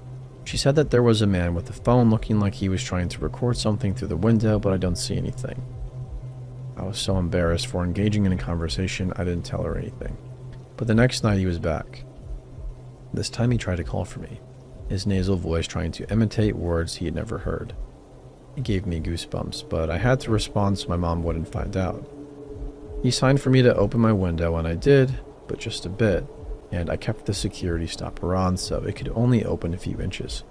He handed me a note and a disc. The disc was sign language for beginners, and the note said, "So we'll have a lot to talk about." I lifted my eyes from the note and looked for him, but he had left. The night after, he was back, calling for me. I went to the window and he waved. I quickly opened it and gave him an envelope with a disc and a new note that said, "I can't accept this, I don't want to be your friend or girlfriend, and I'm not allowed to have boyfriends at all, and love my mom way too much to disappoint her." Then I closed the window and curtains and went to bed. He was still out there calling for me, louder and louder. In the end, it was mostly just noises that came from him. Nasal noises, angry and sad. 2 days after I was home alone, I was dancing around the house making a bowl of popcorn and getting ready to watch a movie in the living room when the doorbell rang. I had lots of relatives living nearby who came around during the day, so I just went to open the door. But there he was. He had a box of chocolate and a note. He looked even older in daylight and had a scar on his upper lip, making his mouth look weird. He tried to say sorry, but it took me a few tries to understand it. He gave me the note and the chocolate and waited for me to read it. "I'm so sorry of my way of reacting. It will never happen again, let's just be friends." I placed the note on the box and shoved it at him while I yelled at him to get out and never come back. I know he was deaf, but I thought he would understand the situation anyways. I took a phone, cordless, and dialed the police, showing him the display and pointing to the door and yelling, "Get out." Luckily, he never came back. 4 years later, at my first job, I heard from some of my female colleagues that he was a thing in our area. He tried to get every single girl under 15 he saw. One tried to call the police on him, but they came back and told her he had misunderstood the situation, being deaf and mentally handicapped.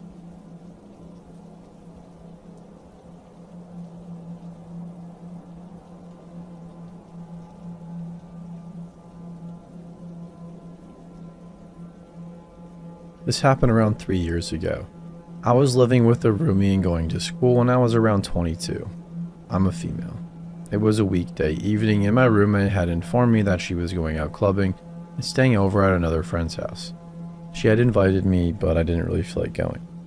Instead, I made plans to sit on my butt, watch junk TV, and work on homework. Around 10 p.m. I went to the gas station to get some candy and energy drinks. I remember that day pretty well because I had gotten out of classes pretty early and had just gotten my hair done, and I was feeling pretty confident and cute. I went into the gas station and there were 3 dudes, probably in their 20s, just lurking around. They looked like your average frat boys, and I remember that one had shaggy blonde hair and was covered in tattoos. I noticed one of them nudged the other and nodded my direction as I picked out my snacks, but I didn't pay much mind. They paid before I did and left. After I got my stuff, I walked out to the parking lot and saw them sitting in a beat-up, crappy car, and all 3 of them seemed to be staring at me. I hopped in my car and headed back to my house, which was only a few minutes from the gas station, and they started their car and followed. I didn't think much of it, figuring they were probably just heading the same direction as I was. However, I lived pretty deep in a subdivision with a lot of turns, and after a minute of pulling in and making several turns, I noticed they seemed to be following me. I got nervous since I knew I was home alone, so I kept driving past my house, pulled out of the neighborhood and back onto the main road, and they were still following. I just drove for a while and they sped up and really started getting close. Then they started flashing their lights and actually pulled up next to me and rolled their window down. Part of me that has hope in humanity thought, what the heck, do I have a low tire or something? But when I looked over and saw them leering at me, I knew it wasn't anything like that, and I immediately began to panic. We were on a more deserted stretch of road now, and they were swerving almost like they were going to bang into my car, but I just sped up. All I could think was, should I drive to the police station? It's like 15 minutes away from here, and there are a ton of stoplights on the way. What if I have to stop and they block my car? Fortunately, by this point, I was getting somewhat close to my sister's house. She lives pretty close to me, about 15 minutes away, but in the opposite direction of the police station. My hands were shaking and I was trying to navigate the road with these weirdos speeding up and slowing down and trying to nudge me off the road, but picked up my phone and dialed my sister. She answered on the fourth ring, without preamble. I immediately asked her if Josh, her husband, was home. She sounded confused but said yes, and Josh is in the military, by the way. I knew he owned guns, and he's a good guy, even though we didn't really talk much, and I never really felt particularly close to him or anything. Well, tell him to get his gun and come out to the driveway, please. By this point, I was near tears. I dropped the phone and one of those dudes threw something, think a plastic Coke bottle, at my driver's side window when they sped up near me. I finally saw my sister's house and pulled into her driveway. The entire house was dark, no porch light or anything. I was screwed. I misheard her. They weren't even home, and there aren't any neighbors that would be close enough to run to. The guys pulled up behind me so I couldn't back out the driveway, and they all jumped out. They all started walking up to my car, and one of them even reached for the handle and yanked on it. By this point, I was fumbling for my phone again. Crap. Do I have a weapon in here? Should I grab my phone and try to run? Should I back over these jerks or just stay locked in the car? In the split second that I looked up, two things happened. First, I made eye contact with the shaggy-haired blonde dude, who was the one yanking on my door. He didn't look angry or drunk or anything. His eyes seemed dead and predatory. While I was frozen in terror, he looked cold, like he had done this kind of thing before. The other guys were trying my other doors, but I couldn't break eye contact with the blonde one who was inches from my face and only separated by a glass window. Second, I finally saw a shape move behind him in the darkness, and I heard a loud bang. All the guys stopped and looked, and my hero, my brother-in-law, stepped out of the shadows, creeping up from behind the house. He pointed his gun at them and told them to get the heck out of there. They ran back to their car and sped off, screaming profanities at Josh and me. When they left, my sister ran outside and brought me in. The driveway scene sounds in writing like it took a long time, but it was only a few minutes. Because of that and because of how dark it was, we didn't get the guy's plate number. We called the police and they came out to get our statements. They said they would have someone patrol the area to keep an eye out for any cars that were the same make, model, color, but that it would be hard to catch the dudes without the license plate number. Fortunately, nothing ever came of it. They never caught those jerks. I can only wonder what they wanted with me, what they were planning for me, or what would have happened if Josh hadn't been there.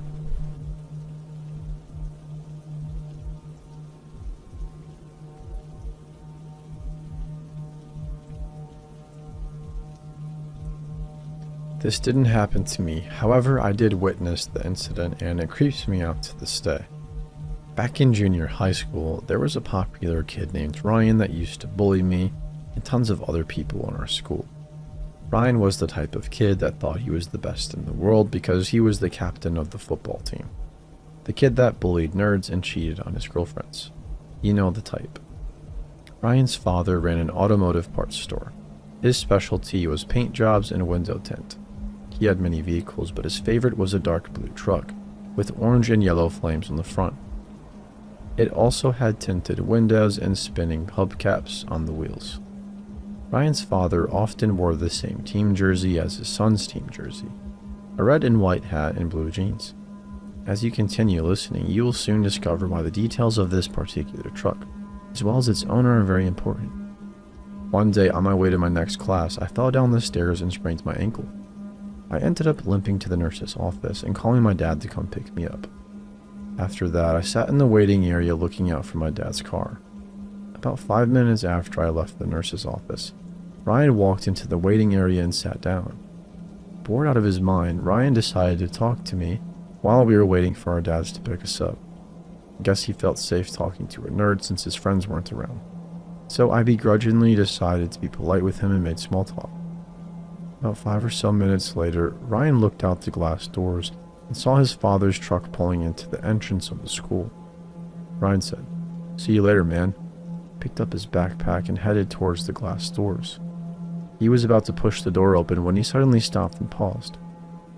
When I asked him what was wrong, he explained to me that his father usually picked him up later, and that he usually parked his truck right next to the glass doors. Instead, Ryan's dad was 20 minutes early. The truck was next to the flagpoles, which were much further away, and that the hubcaps appeared to be different and didn't even spin. After a few minutes of this, Ryan's cell phone then went off. He at this point simply assumed that it was his dad calling and didn't pick it up, so he walked out the door and headed towards the truck. I decided to take a nap while I waited for my own dad to pick me up. Suddenly, I heard what sounded like an older man yelling and Ryan screaming. I looked out the window to see Ryan flailing his arms and an older man trying to pull him into the truck. Because of my ankle, I couldn't run to Ryan's aid, so I shouted to the nurse as well as to some other staff members to get help. One of the nurses immediately called the police. A couple of secretaries ran towards the truck to help Ryan. Upon seeing the secretaries running towards him, the creep shoved Ryan away and climbed further into his truck. The guy then sped off and disappeared into the intersection that led into a nearby highway. Ryan at this point was crying in pain, mainly because the guy had pepper sprayed him. The secretaries helped pull Ryan to his feet and guided him to the nurse's office. About a few minutes later, the police, along with Ryan's real father, arrived. The police, as well as an ambulance, tended to Ryan while a couple of police officers interviewed me and the other witnesses.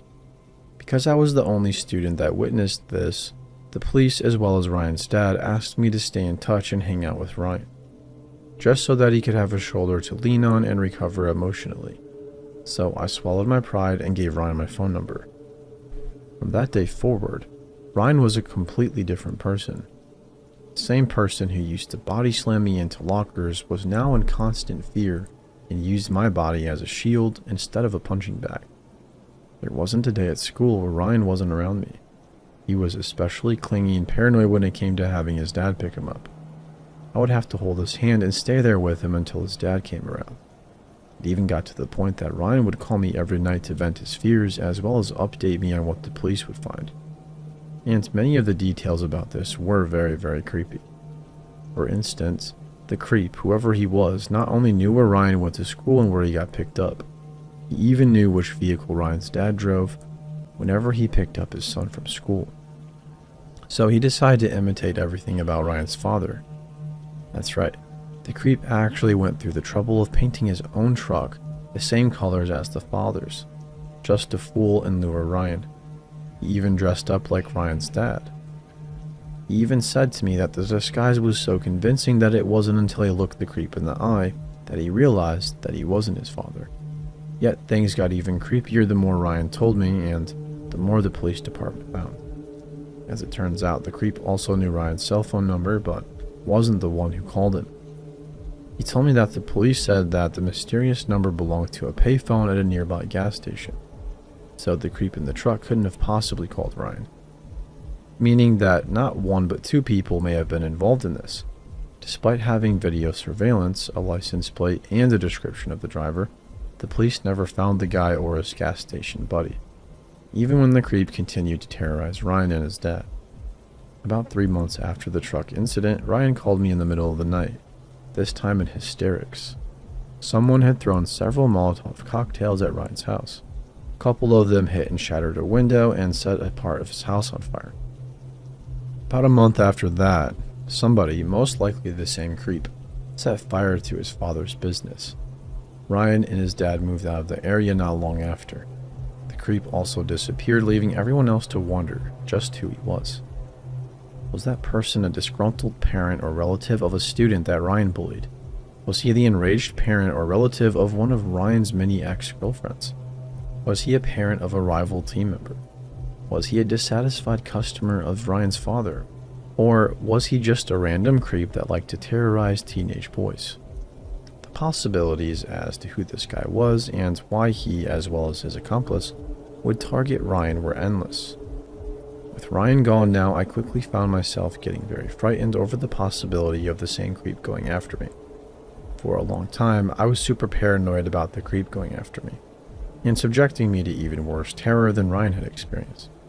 From that day forward, I refused to be picked up from school no matter how sick or hurt I was, all because I feared that some creep was going to do the same thing to me.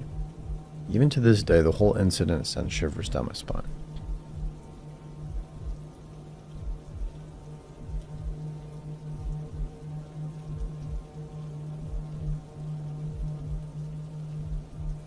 Okay, so I'm not even sure if this is where to post this, but I will give it a go. I'm a 27-year-old male. This happened when I was in 5th grade, so I was about 11. The whole idea of creeps and people being abducted wasn't a huge publicized deal back then. Well, at least not as much as it is now. But we lived above a bar that was very busy every night. Most of the people were nice, and sometimes they would buy us a can of pop or something. But nothing weird or dangerous ever went on that I'm aware of.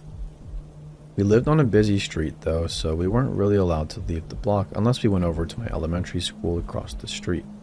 Side street, not the busy one. So most of the time we were stuck out in the backyard. So I'm 11, my brother Josh is 9, and my cousin Crystal was 11 as well. We were trying to play hide and seek, but it was limited. We were sort of used to the bar customers coming out the back door and going to their car, or vice versa. Nobody ever said more than hi though, and they left us alone. Well, one chick, who was probably in her 40s, comes up and asks us what we were doing. We tell her that we were playing hide and seek and it was my brother's turn. Well, my brother was very small for his age due to lead paint. So he looked like he was 5 or 6, so she comes over, picks him up, and puts him in an empty trash can. This was one of those with the lid and the locking handles. We were freaking out trying to get him out and ended up having to knock the trash can over since neither of us was tall enough to lift him out. We run up the back stairs screaming for my mom and tell her what happened. Well, my neighbor's daughter, Carrie, was there. I was madly in love with this girl, or infatuated. Whatever. But I had a crush on this girl for a long time, and here she was with her mom, talking to my mom. She was probably 16 at the time. Anyways, we decided to play in the entry room to the apartment instead. It has the doors to each apartment, and it was basically a large laundry room. A couple hours go by and all of a sudden, this woman shows up again out of nowhere. Apparently, she made a note of us going up the back stairs and remembered it later in her drunken stupor. Josh and Crystal run inside, but when I got up, I twisted my ankle, and so this woman grabs me by the arm and tries to pull me out the door. My neighbor comes running out and her daughter grabs my other arm and starts pulling. So I get a drunk chick trying to haul my butt out the back door for no apparent reason, and my childhood crush trying to save my life. It was like magic. Carrie pulled my arm, made the woman stumble, and then punched her in the mouth as hard as she could. Next thing I know, I got Carrie with her arms around me trying to comfort me. So it wasn't all bad. But anyways, I still had to go to the doctor because my arm was all messed up. The next week, this chick came by with the police and apparently had a much different story to them, and somehow thought that Carrie and I were going to be paying for her hospital bills, but she wouldn't press charges. Well, there was 3 kids, a teenager and 2 adult witnesses that told the cops a different story about a drunk woman trying to abduct a kid. The tone of that conversation changed and I was taken down to the station with my mom and stepdad so I could answer questions. After that, I don't remember anything ever coming of it.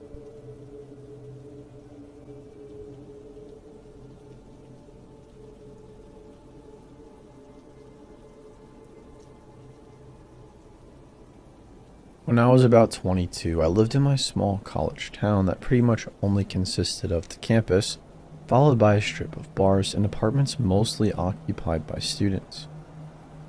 I was living off campus, next to the main road, when I went out to my favorite spot with a bunch of friends. I'd been to this bar very frequently, and it was always the same. Rowdy college kids singing along to the music and drinking way too much. So when I saw a middle-aged man in a full suit, he immediately caught my attention. He was a few seats down the bar from where I was, and he was staring at my friends in a way that made me very uncomfortable. He had an expression as if he were staring right through her. Pure creepiness. Call it intuition or whatever you want, but I grabbed my friend and told her that we should go to the back of the bar and get our drinks later. I asked her to stay away from him for the rest of the night, because I had a bad feeling about him. Apparently, the other bar-goers had taken notice of Mr. Creeps a lot too. And rumors swirled around the bar that he was claiming to be a rich lawyer in town on business. Keep in mind how tiny the town was. There was not much business happening there. I asked a bartender to ask the owner if they could kick him out since many girls were complaining, but she said the owner did not want to upset the rich lawyer. It would apparently be bad for business. As if all your patrons being creeped out isn't bad for business as well. The night went on in normal fashion, and I eventually began walking home with a friend of mine. A different friend than before. Around 2 a.m. after the bar closed. The walk to my apartment was about 5 blocks along a busy strip full of bars and pizza restaurants, followed by 2 blocks of a relatively quiet area. It didn't take long for my friend to whisper to me that Creeps a Lot was behind us. Since we were still in the populated area of town, we tried to not pay any mind and assumed he was walking to another bar. But then he started following closer and closer, and we were reaching the more secluded part of our walk. Friend and I crossed the street. He followed. We began having fake conversations like, "Oh no, I left my phone. Let's turn back," and he would cross back across the street in the direction we came from and follow. This went on for a few minutes, and our pattern of walking made absolutely no sense. Thoroughly convinced at this point that he was stalking us, we went to a nearby pizza shop. Unfortunately, with it being past 2 a.m., they were closed. Creeps a Lot was standing next to us as we faked a phone call. He didn't move. Finally, my friend turned to him and said, "Can we help you with something?" To which he replied very shyly and awkwardly, "I'm just trying to get some pizza." My friend was fed up and scared and said, "Well, it's closed and you are standing way too close to us, so you can go home now." To my surprise, he just stood there staring. A group of guys came out of a nearby bar, and we ran up to them pretending to know them. Luckily, they played along or were so drunk that they actually thought they knew us. Creeps a Lot watched us from a distance for a good 10 minutes before finally disappearing down a side street. Once we were sure he was gone, we pretty much sprinted back to my apartment. This happened over 3 years ago, and it still freaks me out so much that the hairs on my arms are standing up as I write this. Never heard anything about him again, but I always wonder if after he left us alone, he followed someone else or worse.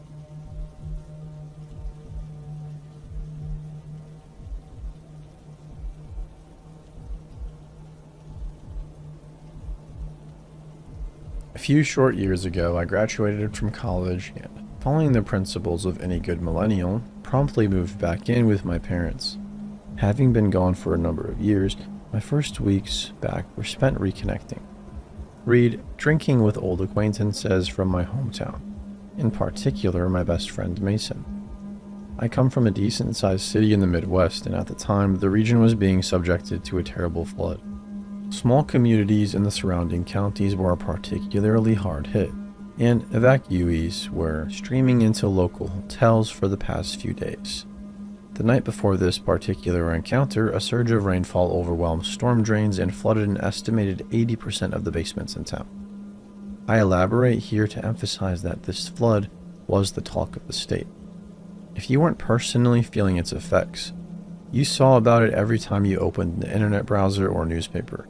You heard about it every time you turned on a TV or radio. It was in this context that Mason and I began drinking in his parents' garage at 10 a.m. on a Tuesday morning. He worked construction periodically, and his job site was currently underwater.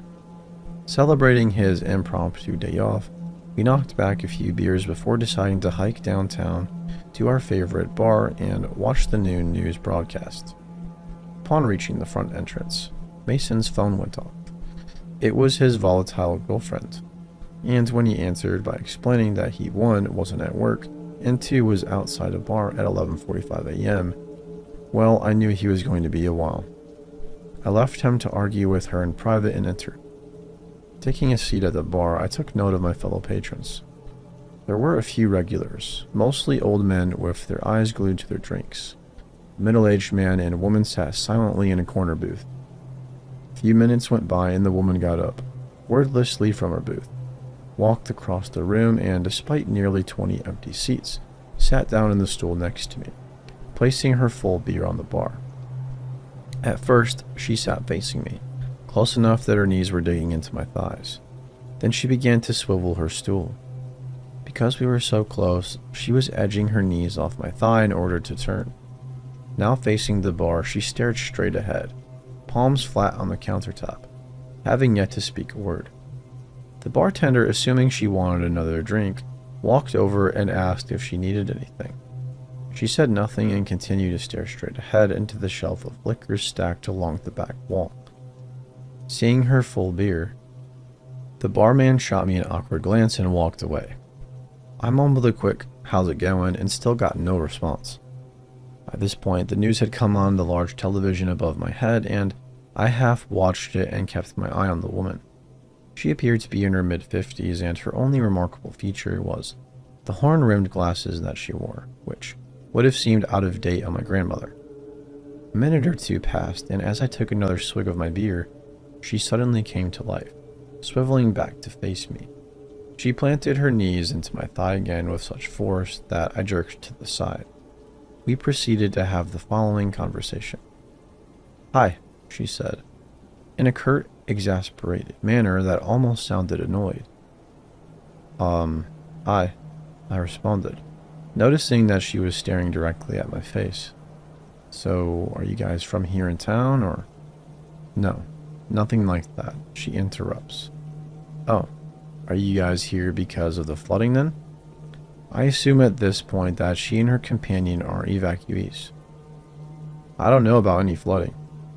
I point to the television above us where a reporter is doing a live broadcast from the edge of town. The flood that's been hitting here for the..."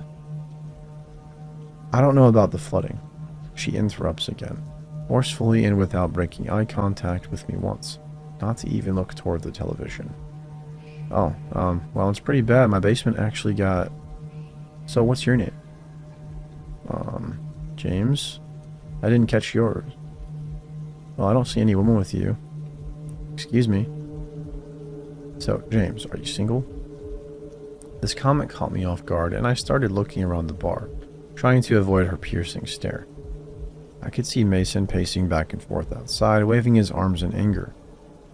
"Yes, As soon as I answered yes, she swiveled her stool back to face the bar, edging through my thighs with her knees.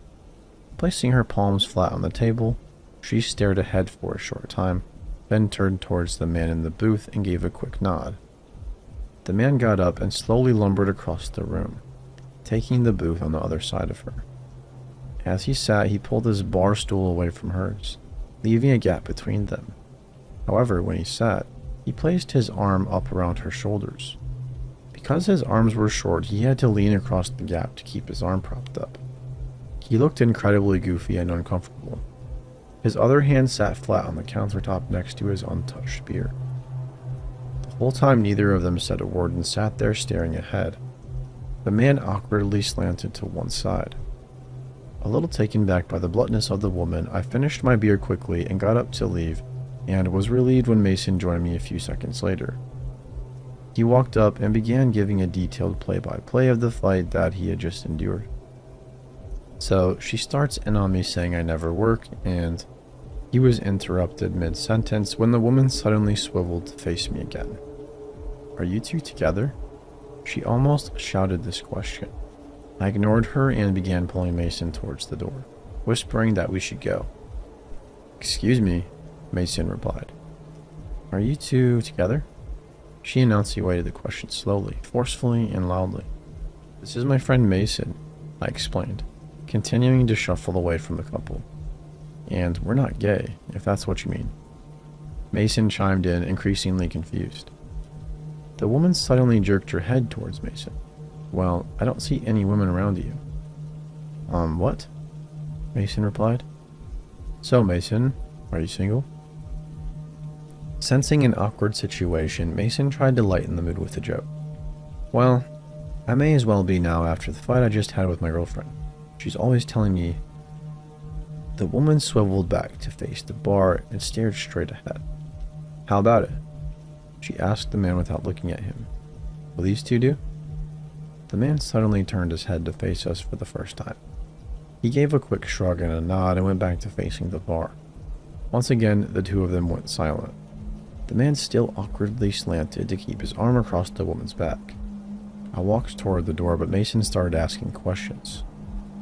But he got no response. "Hey, lady." He tapped her on the shoulder and she shuddered violently. "What are you talking about?" No response beyond the shudder. Mason mumbled something about how weird they were and followed me to the door. As we were walking out, the woman suddenly swiveled towards us again. "Where are you going?" she was shouting.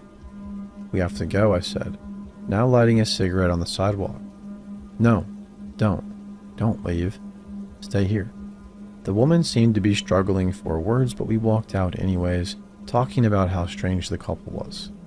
A few days later, we went back to the bar and talked to the bartender about the couple. He said they had arrived shortly after the bar opened that day, ordered a beer each, and sat in the corner booth. Aside from their order, they hadn't spoken a word until the woman talked to me. After we left, the two went back to the corner booth and sat in silence for about half an hour, until a younger guy came in and sat by himself at the bar. The barman explained that the woman approached the man, said essentially the same thing she had to me, and she wordlessly got up and went back to the booth. An hour after that, one of the regulars, an old man who gets very chatty after a few drinks, approached the couple and tried to make small talk. Without saying a word, they got up and left the bar without ever having taken a sip from their drinks.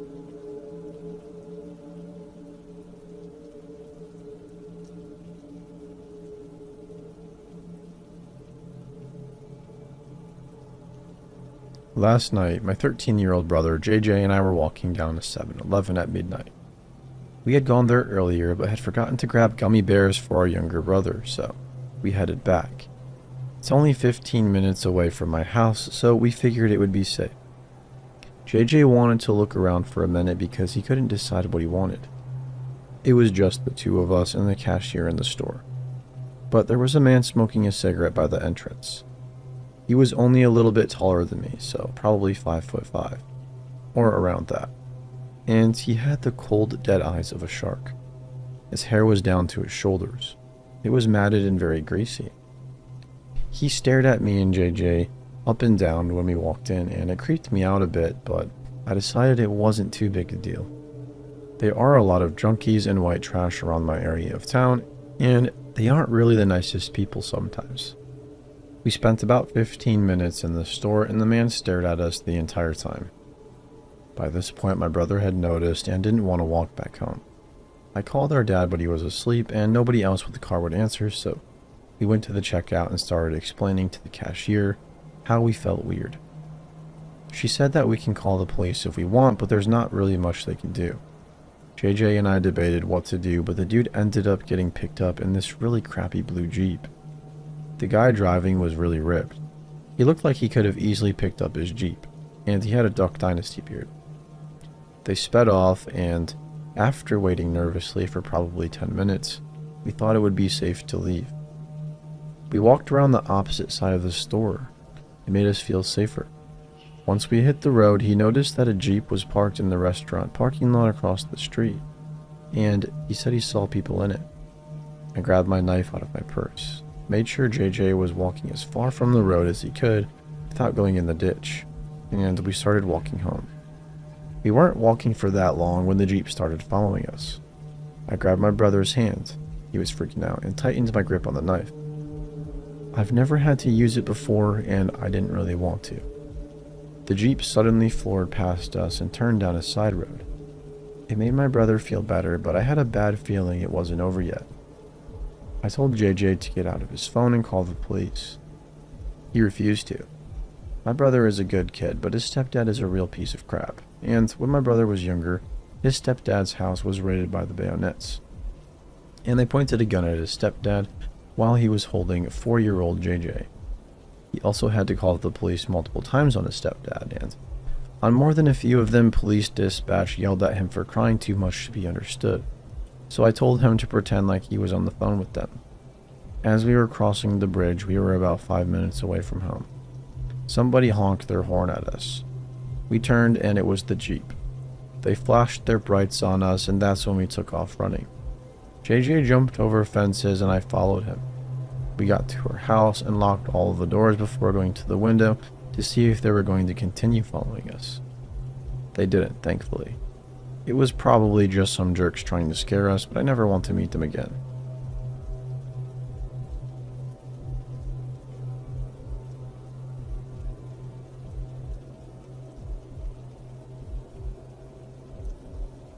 This incident happened in the summer of 2015. I live by myself in a nice house inside a small town. Low crime, but still the occasional shady weirdo. Anyways, at work that day on a smoke break, I watched a dog get thrown from a moving vehicle. 4-lane city traffic during the start of rush hour. I ran out there, scooped his ass up, and booked it back to my workplace. He was not injured, amazingly. As a bleeding heart animal lover, I decided to take him home with me until I could figure out what to do with him. I have a large number of cats and always have. This was my first experience with a dog that I was solely responsible for.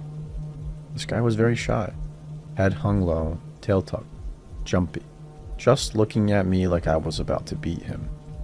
I was clueless on the subject of dog personalities and tendencies.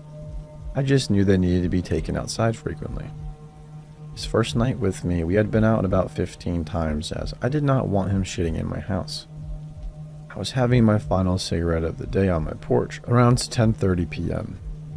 The dog was on a lead, chilling under my chair as I smoked and poked about on Reddit. I see a man walking on the sidewalk that runs by my house. He kept glancing up at me before passing. Shortly after he passed my house, he stopped, turned on his heel, and approached. "Hey, can you tell me where 302 Church Street is?" he asked. I told him I would search the address on my phone, which of course was taking a minute to pull up. He explained he didn't have a phone of his own and was attempting to get to a friend's house, taking small steps toward me the whole time. Finally, the address I summoned came up. It's exactly 2 blocks north of here, right on the southwest corner of the cross street, I told him. Pointing in the direction, he kept his eyes locked on me, continuing to slowly move closer. Doggo starts growling very softly at this point. I had forgotten he was even there until now. "Mind if I take a look at the map?" He smiled sheepishly. I'm bad with directions. I rose from my seat, pointing again. It's truly just 2 blocks up this road. Just follow the road. 2 blocks. The house will be on your left. Making it very clear that I wasn't going to just hand him my phone. "Well, can I call them? I need to let them know I'm coming," he said, still creeping closer. Extending his hand. "No," I curtly replied. "How about texting them?" Pushing forward still. "Dude, no." I started toward my door. Just let me see your phone." He was visibly becoming mad, clearly trying to contain it and getting way too close to my porch. As a last-ditch effort of getting this dude to screw off, I say, "You need to get the heck out of my yard. My dog is protective and he will mess you up." Truthfully, I didn't know the first thing about this dog, let alone whether he had the capacity to screw someone up. I just hoped saying so would intimidate the pushy phone dude. Like I had said the magic words, Pupper springs into action.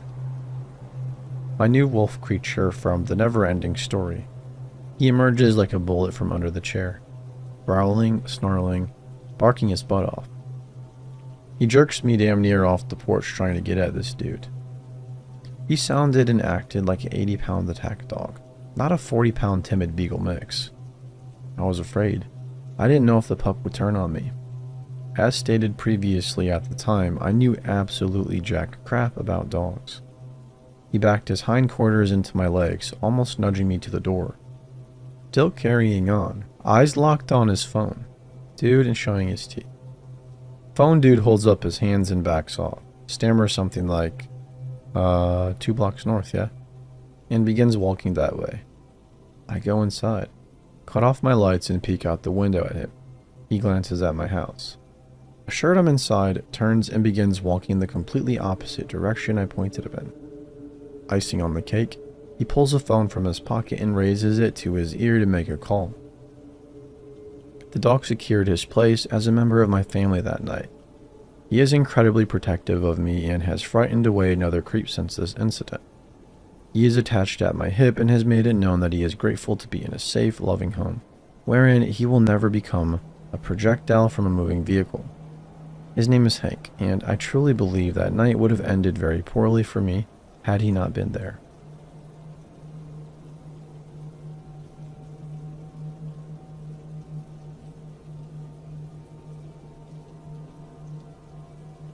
This happened about 20 years ago. I was living with my parents. Our house was a ranch style with a basement. There was a bedroom in the basement that had windows that were at the ground level. Important information. So everybody was sleeping, and when I woke up, the police were there.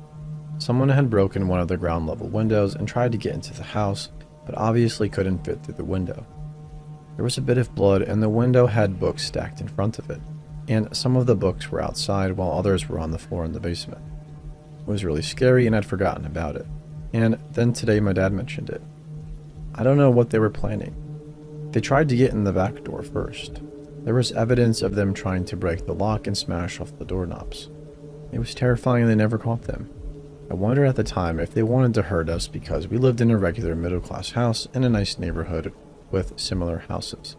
The houses didn't seem like the type to be burglarized, except there was a McMansion and a huge house across the street. They never came back, but I was afraid to sleep because this was similar but not as bad as when my neighbor tried to break into my window. My mom's theory was that they were going to hurt us, and my dad's theory was that it was a robbery. I think he didn't want us to be scared because today he brought it up because a friend of his was robbed, and he said he didn't think it was a robbery. He just didn't want us scared.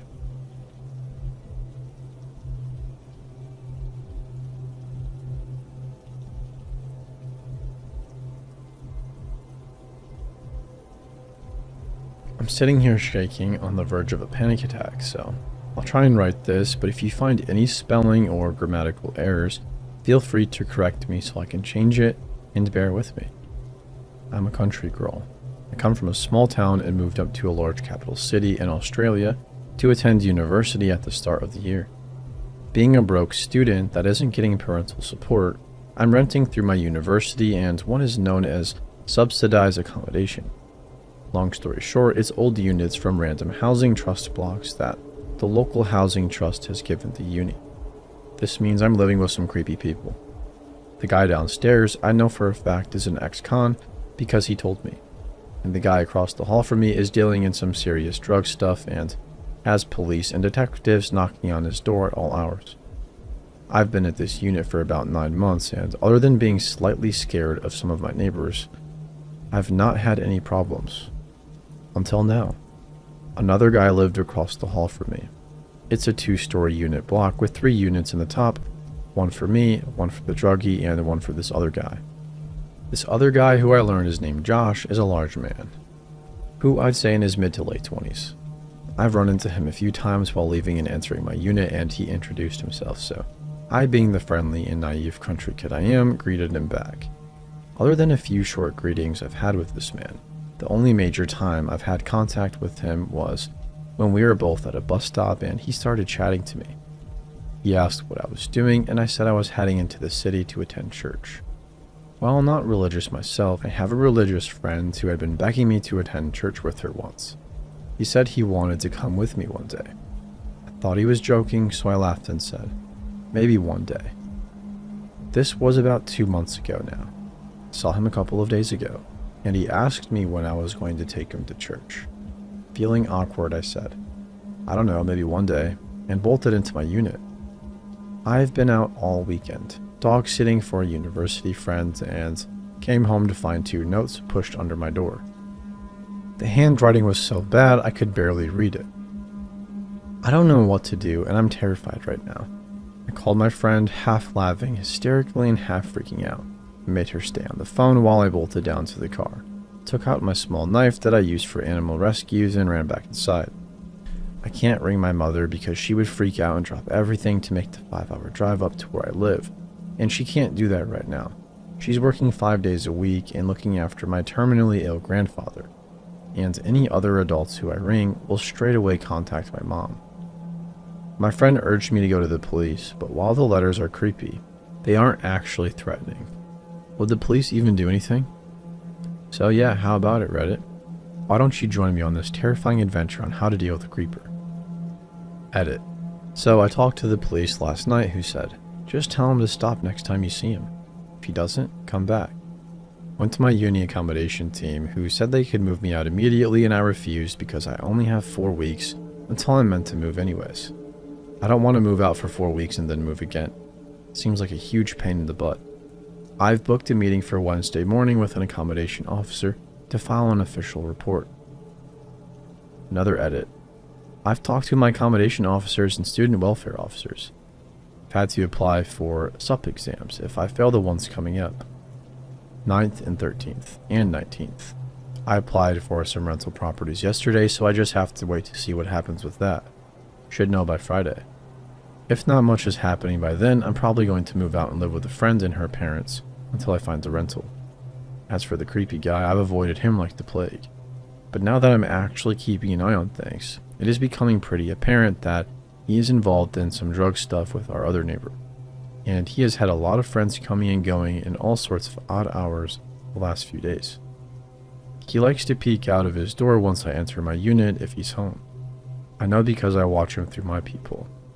I feel like the creeper now, lol. My nerves are pretty shot, but I'm just going to buckle down and bear it for a few more days. Another update. So it's been a while since I've updated.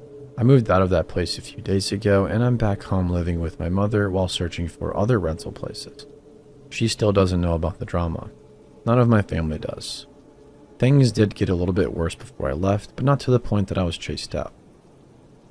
I got it stuck in my stubborn head that I wasn't going through the drama of moving out in the middle of exams. The day after my previous update, the 4th, Josh had a large man with tattoos up the side of his face exit his apartment and start hammering on my door. I nearly crapped myself, not gonna lie. I crept up to the peephole, not making a sound to see if he would go away, and he did eventually, and wandered downstairs to bang on some other doors. I know one person answered the door for him, and I'm not sure what was being said. All I heard was the tattooed dude apologizing about something after a brief discussion and then wandering upstairs to try my door again. Needless to say, I still did not answer, even though I was standing on the other side of the door, hiding from the view of the people. He eventually went back into Josh's apartment. I still don't know what he wanted, but it got worse a few hours later. All of my nerves were shot by this point, and I was listening closely to what was going on at my neighbor's unit. One stage later that night, Josh, another friend, and the tattoo guy walked out of this unit. I heard them talking and overheard that Josh was going to walk his friend outside to say goodbye, and the tattoo dude was going to stay inside. And inside for him meant sitting on the top of the stairs, right outside my door. By this time, I'd crept up to the door, feeling like the stalker now, and noticed that the man was talking to himself. I pulled out my phone, which had very little memory left on it, because I carry all my music on my phone, and recorded some of his talk. From what I can make out, he says something about, "Freaking Saturday, man. You're an idiot. That's how you do this stuff." Keep in mind, he was completely by himself. There was no one else around. I wish I'd had enough video to record what he continued to say. He started talking about stabbing someone, muttering about how he was going to do it and whatnot. I was pretty scared, and eventually Josh came back and they went into his unit. I ended up curled up on the couch, clutching my knife and trying not to make a noise for the next few hours so they had no idea I was home. I talked to a friend a few days later who said I should have called the police, which, thinking about it now, I should have, but I wasn't really thinking at the time. I did run into the creepy guy twice before I left, though. Once I was coming down the stairs, I got near the front door and he was standing right there and said, "Hello." I nearly pissed my pants and spun around without a word, walked out the back door and jumped straight into my car, locking the doors. By the time I pulled around the front with my car, he was nowhere in sight. The other time, I was talking to an old man that lives in the unit block behind me, and I saw him walking down the street in our direction. I quickly excused myself and bolted up the stairs and into my unit. But anyways, I'm home now and safe. I hope I never have to go back to that damn unit block.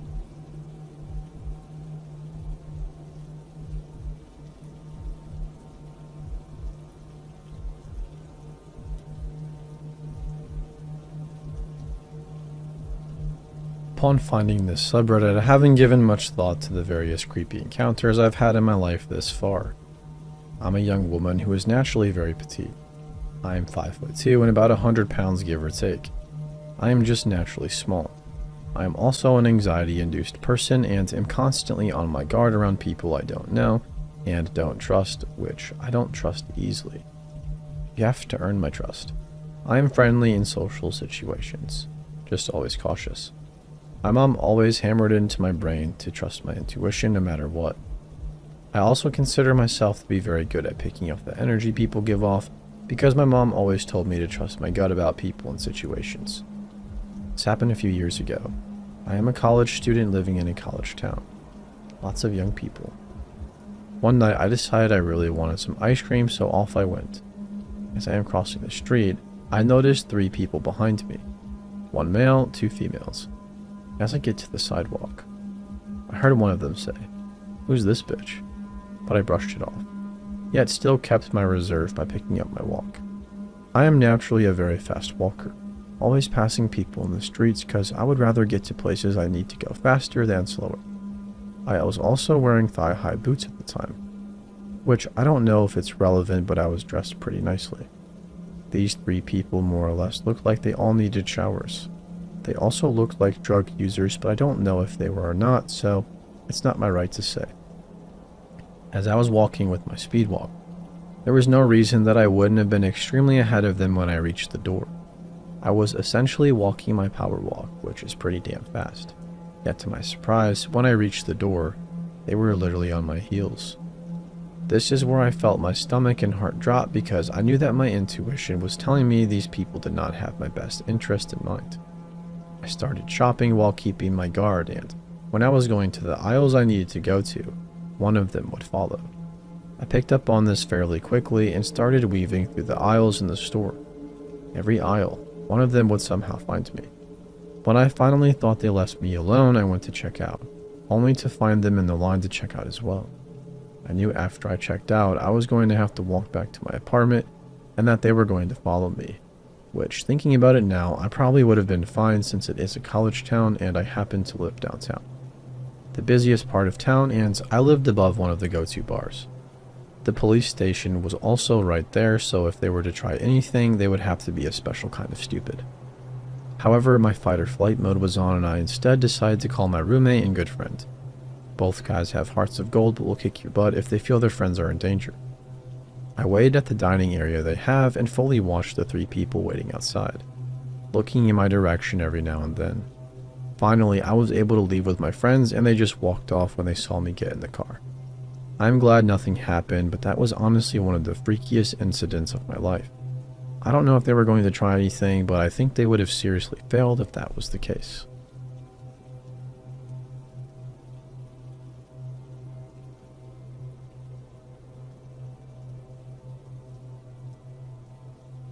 I'll start by saying that I have blue-green hair that is a little bit shorter than waist length hair.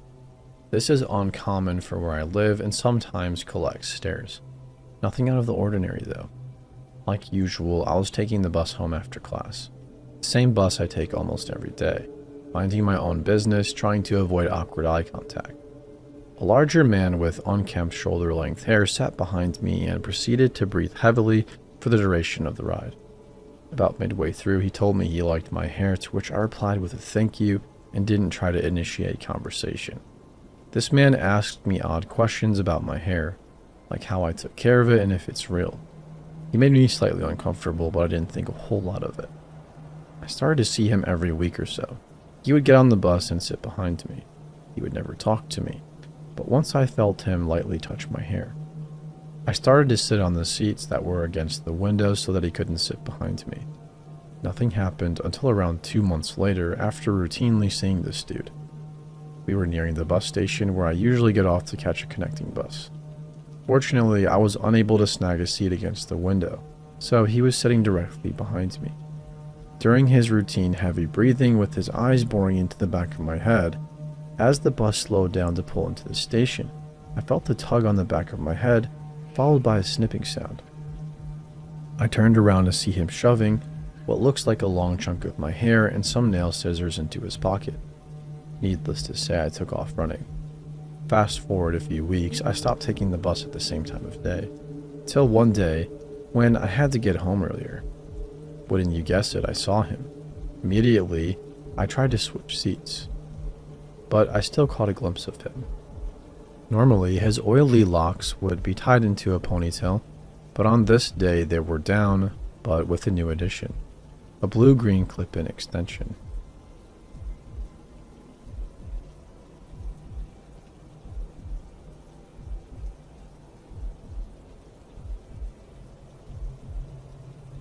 I got married when I was 19, and my husband and I had no clue what to do with our new life together. We dropped out of college, and our studio apartment was too expensive. We thought it was the ideal time to travel and have adventures before settling down. We came across a post on the internet from a man who was looking for workers on his horse ranch. He would provide all meals and lodging in exchange for labor around the ranch. It looked like the solution for us. He claimed to be very knowledgeable in trades and would teach us to build machinery, do woodworking, weld. We actually did learn to weld, which is pretty cool. The pictures were beautiful. The log cabin he built was spacious and would have a nice big bedroom. There were lots of other people in the photos, and in our correspondence with him, he always mentioned other people and referred to himself as we. He advertises on multiple platforms and everything looks really legit. We booked our flight. There was nobody else there. He was in his 60s, but mentally and physically very fit. One of the first things he said to us was, "I never judge people based on their past. Do you believe people can change?" I sure do. Seemed harmless enough. He took us grocery shopping and told us to pick whatever we wanted. We immediately got the vibe that his kindness was forced and that he was being overly generous. I'm going to get right into listing the weird stuff we noticed. He built the house himself, and his bedroom had a door to the only upstairs bathroom, which didn't lock from the inside. He would invite us into his room, and on his table was an old video camera with about 30 little tapes strewn about. He would always talk about how much he loved the Japanese and how he specifically marketed toward them, and he had a few Japanese ladies stay in the past. He often brought up people who had stayed with him before, and all of them had left suddenly and maybe unexpectedly. One day he told us to get in the truck because we were going to the city. We were way out in the country, so it was a long ride, but he was pretty excited about going. He asked us to walk around and asked young people to come with us and work on the ranch. This made us super uncomfortable. We are introverted, and it just felt very odd to approach people and ask them to get in the truck. He got upset by our disapproval. So we got out and pretended to look for people to talk to. He went to talk to people on his own. As the days went on, his welcoming nature began to give way to a very temperamental and aggressive one. I didn't really find him creepy, but intolerable. I didn't like him at all. He seemed extremely socially inept and said inappropriate things. It was also extremely apparent that he did not view women as equal or anywhere near equal to men. He had military training and was a big, strong man. Cunning. Always thinking. Now, our parents never wanted us to go. They realized it to be a potentially dangerous situation, but we thought we had done our due diligence. However, we never even thought to Google this guy's name. I get an email from my mom one day freaking out and telling me to do a Google search, and then get on the next plane home. A quick search showed his arrest record. Strangling and sexually assaulting a young woman, followed by headlines reading, "Do not go to this horse ranch. This man is dangerous." We were thoroughly creeped out and booked a flight home. We were then presented with the dilemma of how to tell the potentially dangerous man that we wanted to leave. I forgot to mention that he would tell us daily about how we could live there permanently and start a family. He would fantasize about Christmases with our future children and raising them on the ranch. We thought it was established that this was a very temporary thing, and we had families back home who missed us. This is the weirdest part for me. I made up a lie about an emergency back home, and when I told him, it was like he could see right through me. I'm convinced that he not only knew I was lying, but also knew I was going to lie about needing to leave before I even opened my mouth. This look came over him that I have never seen on a person before. He was angry but hiding it. He was hiding so many thoughts and emotions that I couldn't tell if I should be frightened or relieved. Before I finished my sentence, he said, "When do you need to go to the airport?" Monotone. Told him right now. He took us, put on his friendliest personality, and told us that if we ever wanted to come back, he would buy our tickets. He said we might be in touch. Just recently, I googled his name again and discovered a page, a forum for people who had gone to this ranch. Mostly couples like us with eerily similar experiences.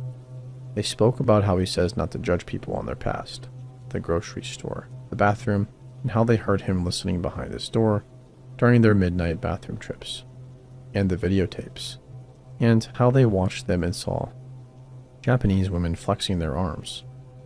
looking through his search history and seeing nothing but Japanese pornography. They talked about how he would make rude remarks to the girlfriends about creepy rituals in the woods, which we experienced. It was like a full moon ritual inside a circle drawn on the ground. They spoke about being driven to the city and asked to jump out when thin young ladies walked by and told them to come back to the ranch. I could go on and on. He is still operational.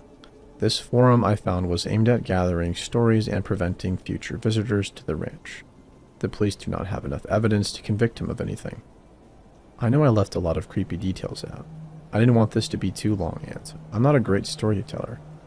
I'm unsure whether it would be appropriate to name the man or the ranch, but the blog where all the others have written about their encounters is probably much creepier than my story. We got away with much less weirdness because I don't believe I was his type, so to speak, and he may have feared my husband. If anyone is interested, I may be able to give a few hints so it can be found.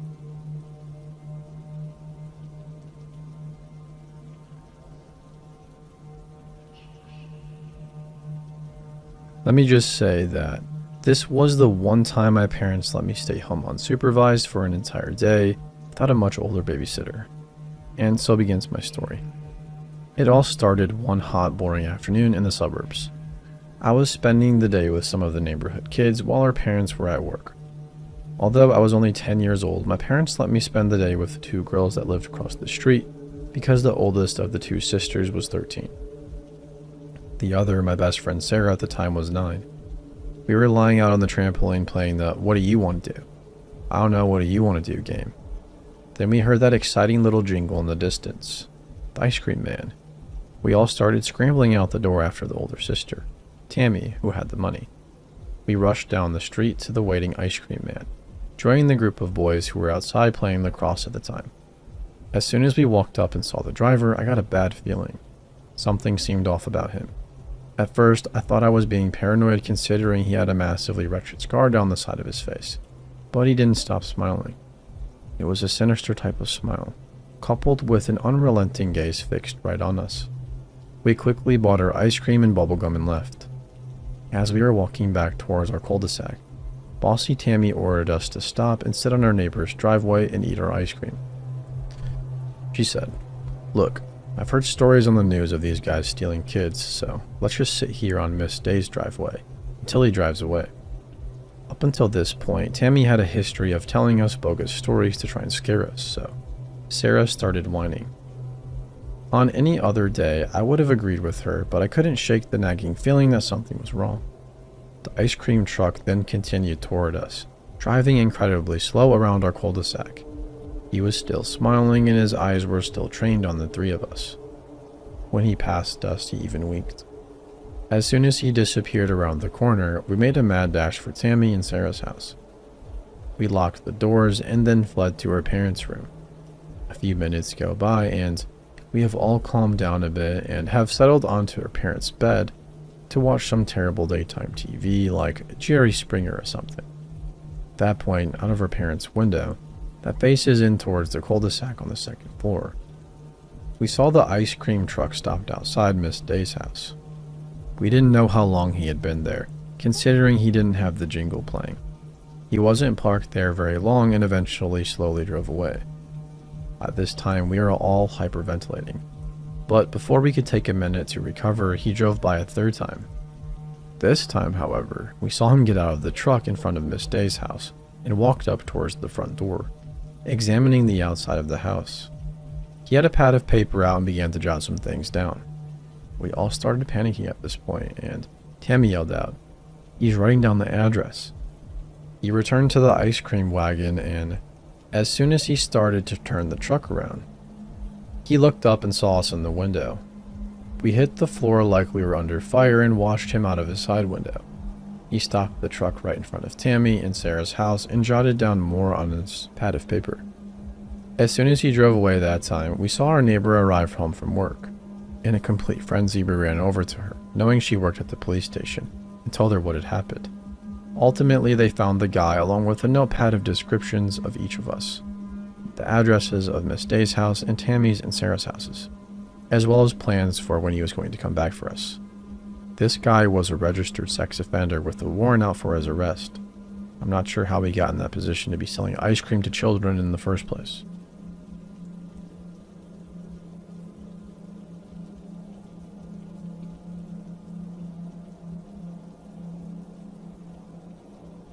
I'm a 26-year-old female with a 16-year-old brother and have lived in Queens, New York my whole life. 10 years ago, for those too lazy to do math, I was 16 and my brother was 6. I decided to take my brother to a massive street fair on a main street that stretched very far. The street was shut down. There were some scattered officers of the law, and everything else was street vendors and some awesomely crappy little carnival rides for kids. A group of my friends joined us. In total, there was probably 10 of us. After having a fun-filled afternoon introducing my brother to the deep-fried goodness of Zeppoles and whatnot, we went to a pizzeria right by the fair. The place wasn't wide but was long. The booths that lined the wall on the right sat 3 people on each side, and then there was a narrow aisle and booths that sat 2 people on each side on the right. Being a half-decent big sister, I had my brother in the in total 6-seater booth in between me and a friend. We took up 2 6-seater booths and 1 4-seater. This is where things start to get kind of creepy. In walks a man and woman who genuinely looked like they did way too many drugs. They were probably in their late 50s or early 60s. We wouldn't have noticed them if it weren't for the fact that the woman was wearing a wedding dress. Long sleeves, puffy at the shoulders, and long but sort of form-fitting in a way. This dress, however, must have been once white but was now yellowed from age and very dirty. She sat with the man parallel to our booth and our other friends sitting behind them and a young couple with their 3 or 4-year-old daughter in front. The woman looked around, spotted my brother, and began talking to him. "You are adorable. How'd you like to come home with me?" My brother has always been a bright kid and ignores her, eating his pizza. "Come on, little boy. You don't want to be around these teens." I nicely turn to face the lady and ask her politely to leave us alone. She stands up and comes to our table and tries to reach over to touch my brother, when my friend stands up and blocks her. She goes and sits down and starts harassing the young couple and their daughter. After about 10 minutes, my brother announces he has to potty. The bathroom is a one-person only type deal. So when my brother stands up and heads for the bathroom, 5 steps away, the woman asks him if he'd like her to help. At this point, I tell her to F off and leave my brother alone. She tries to push past me and rush to my brother in the bathroom, but another friend is standing in front of the door, basically guarding him. She curses me out and sits down. As soon as he comes back out, I pick him up and carry him out. She's trying to grab him from me, but there's 10 of us and 1 of her. We go to the nearest officer and tell him what's up, and he runs to the pizzeria. Come to find out, she actually abducted a kid from the fair, but when the child started screaming bloody murder, she put him or her down and ran. Needless to say, Mace is my new best friend.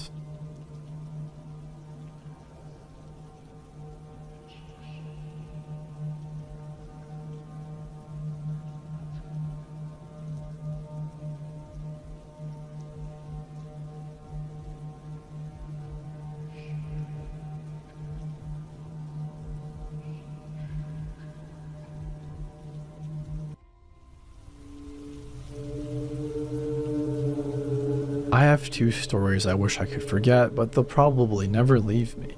I'm almost 30 and it's time to get this off my chest.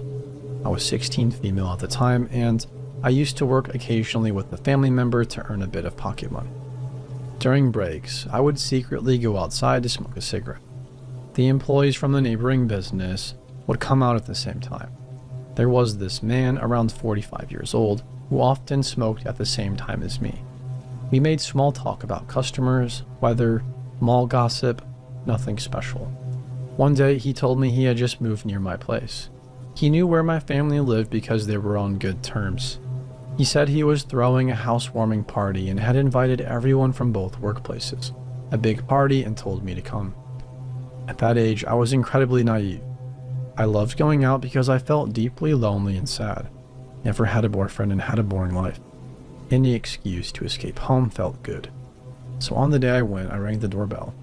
He opened, let me in, and immediately locked the door behind me, putting the key in his underwear. I looked around and quickly realized something was wrong. There was no one else there. I asked him where everyone was.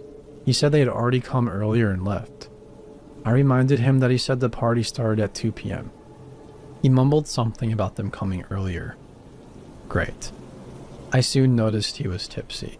We talked for about 5 minutes, then he offered to show me the house, which honestly was pretty nice. When we reached the bedroom, he said, "Here's your room. Look, you even have a big walk-in closet just for you. I can make more space if you need." In my head, I was like, error 404. I laughed nervously and said something like, "Aha, yeah right, you're funny." We went back to the living room, sat down, and then he suddenly jumped on me, trying to, I tried to push him away, and luckily he was more drunk than I thought. One big kick was enough to knock him to the floor. Sitting there confused, he said, "I don't understand. You don't want to? All those times you smiled at me, waved to say hello, talked to me while smoking, and laughed at my jokes." I felt pure disgust rising inside me. Those words made my stomach turn. His stupidity made me dissociate. I told him I appreciated talking to him at work, but that was it. We were just colleagues. I left it vague because I was afraid he might get angry. That's when he completely lost it. My ex-wife has the same name as you. She has the same beauty mark, the same mixed origins, and the same face, hair, and body. You are her twin, but in better shape. When I saw you, I couldn't believe my eyes. You are so beautiful, like a younger, sweeter version of that bitch. Anyways, we'll see how you're going to arrange the house for you, our future children. Buying it wasn't the hardest part. That's when I knew I was in real danger. Honestly, I saw myself die every time his heavy body leaned toward me. A man twice my size, drunk, psychotic, the full package. At some point, he went to the bathroom to pee. With how much alcohol he'd had, it took him a good 10 minutes. He asked me to come with him. LOL. I said no, I'm tired. During that time, I called one of my coworkers, the man who was responsible for me at work. I explained everything and begged him to get me out. Unfortunately, he wasn't in town. He had trouble believing his friend could do something like this. He told me to try to leave by force, and if it didn't work, he would drive back from his weekend location to come get me. I told him to forget it. My brain was racing at 10,000 kilometers per hour. He told me to stay calm and call the police. I had to hang up because the psycho came out of the bathroom. If you're wondering why I didn't call my parents, it's simple. They would have thought I was stupid for falling into that situation. My parents were the type to hit me for much less. I wanted to avoid that. I tried again to say I needed to leave. That's when he said the sentence that completely broke me. "No, you're not going back. We're gonna have so much fun." I was stunned, dissociated, frozen, no reaction at all. He tried several times to sleep with me.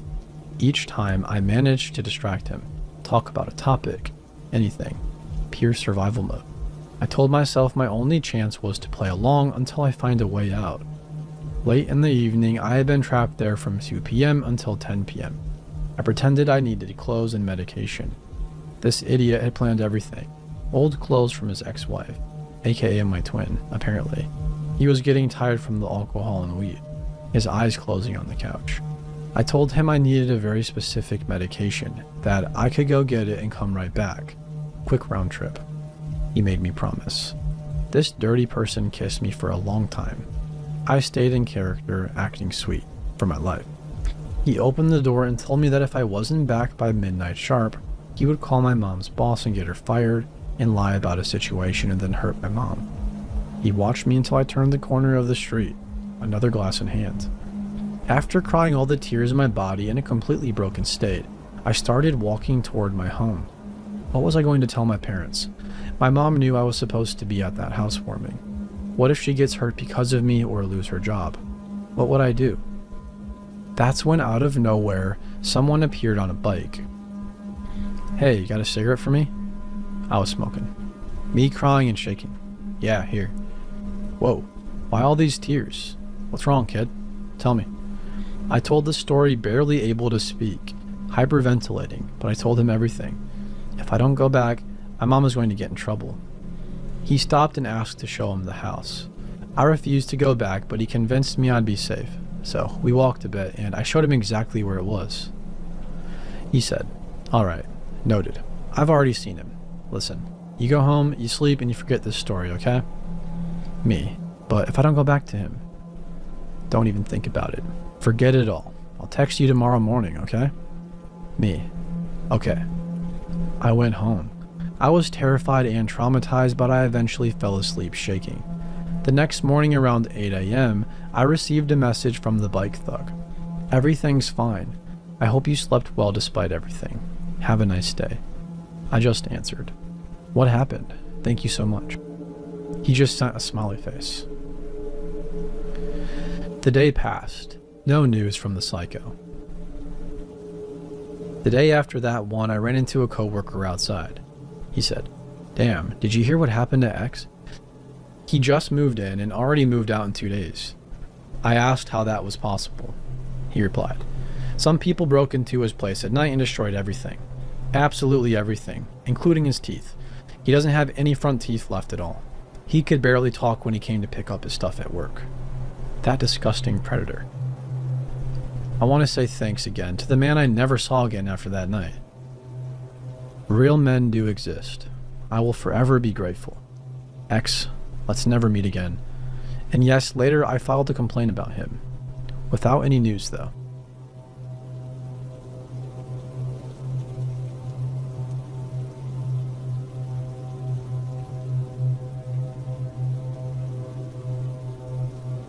When I was a sophomore in college, I lived in a small but beautiful historic studio apartment in a small East Coast city that had somewhat of a reputation for crime and danger.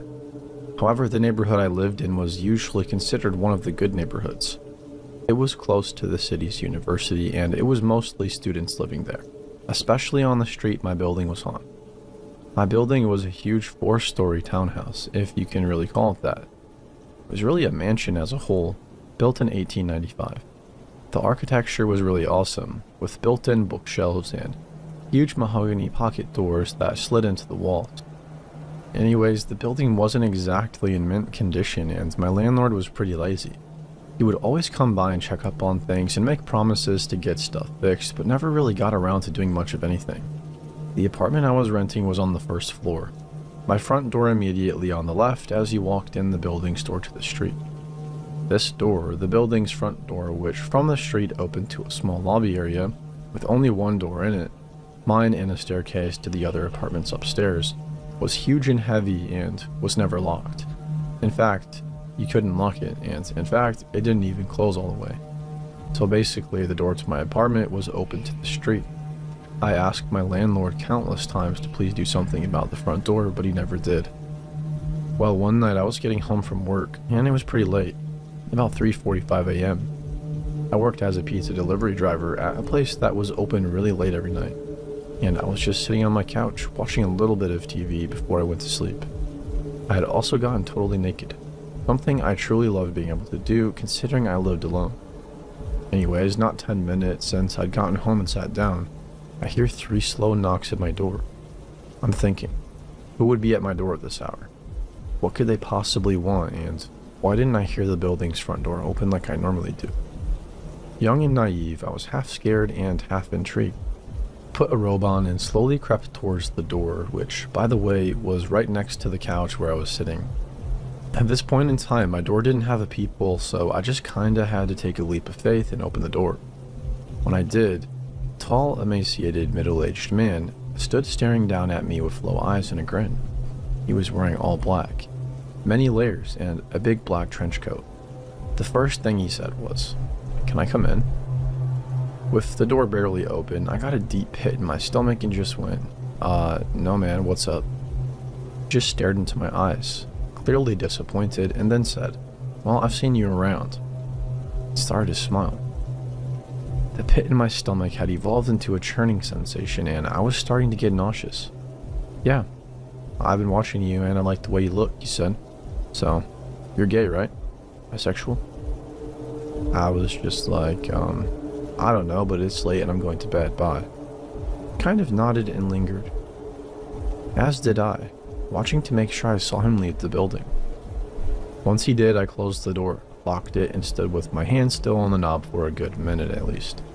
After I snapped out of my shock, I ran over to my couch and pushed it up against the door. I ended up sleeping on the couch that night. Even though it was right there, it made me feel safer, like I could hear if something happened. Well, nothing happened that night. It wasn't until about a week later, on one of my nights off from work, that I was sitting around my apartment winding down by myself after I had had some friends over drinking and smoking a little bit, as college kids will do. All of a sudden, I heard a weird rattling noise coming from across the room, so I turned off the music I was playing to find out that it was coming from none other than my front doorknob. I looked at it for a second and saw that both the knob and the top lock were jiggling. Someone was trying to get in. Like a deer in headlights, I was frozen, staring at the things wiggle and shake until I started to see the top lock actually budge and start to turn. I leapt up from my chair and soared to the door, grabbing tightly onto the lock and forcefully twisting it back to being locked. The jiggling of the lock and knob stopped for a second because whoever it was clearly knew that I knew. It was only a second though before they just started struggling again, and I had to use all of my might to keep it still. Sweat was dripping down my forehead and my ribcage, and after about 10 or 15 seconds of wrestling with this intruder, it stopped and I heard the building door open and close. Footsteps ran down the stairs of the stoop to the sidewalk. Just like I was before, I was paralyzed with my hands at the door for a good while before I realized I was crying and shaking and that I needed to call someone. My instinct was to call the police. In hindsight, I regret this for the following reasons. I was basically having a panic attack while I was on the phone with 911 and actually threw up during the call. And I think that's when they decided I was just messed up or something. When the two police officers got to my apartment, they stood in my doorway as I struggled to recount to them what had happened as I was shaking and crying. I noticed at one point that they were both smirking and laughing, and I say, "What's funny right now?" One of them goes, "It reeks of marijuana." I was just like, okay, and basically argued with them after that. Long story short, they ended up confiscating a bunch of stuff from my apartment and basically turning the whole situation into a little mini drug bust. Although they said they weren't going to charge me with anything, just take my stuff. Nothing about this attempted break-in besides keep your doors locked. I was devastated and felt so helpless. I hate to make this story so long, so I'll try to keep the last part short. Basically, this same scenario happened one more time about 2 weeks from the last time. Only instead of calling the police, I called my dad, who raced down in an hour, a 2-hour drive from his house to this place, with the crowbar up his sleeve. Unfortunately, by the time he had gotten there, whoever it was had already left. They didn't struggle very hard this time. My dad ended up cussing out my landlord and demanding he get the door fixed and install a new lock and a peephole on my door. He did make this happen within a reasonable amount of time, and I also got one of those bars he wedged between the doorknob and the floor, as well as an aluminum baseball bat to protect myself with, so I felt a lot better from then on. Needless to say though, I ended my lease for that apartment about a month early and never moved back to that street. I never found out for sure who was trying to pick my locks or if it was the guy who had come to my door the first time, but whoever it was, let's not meet. Can I still say that? Haha.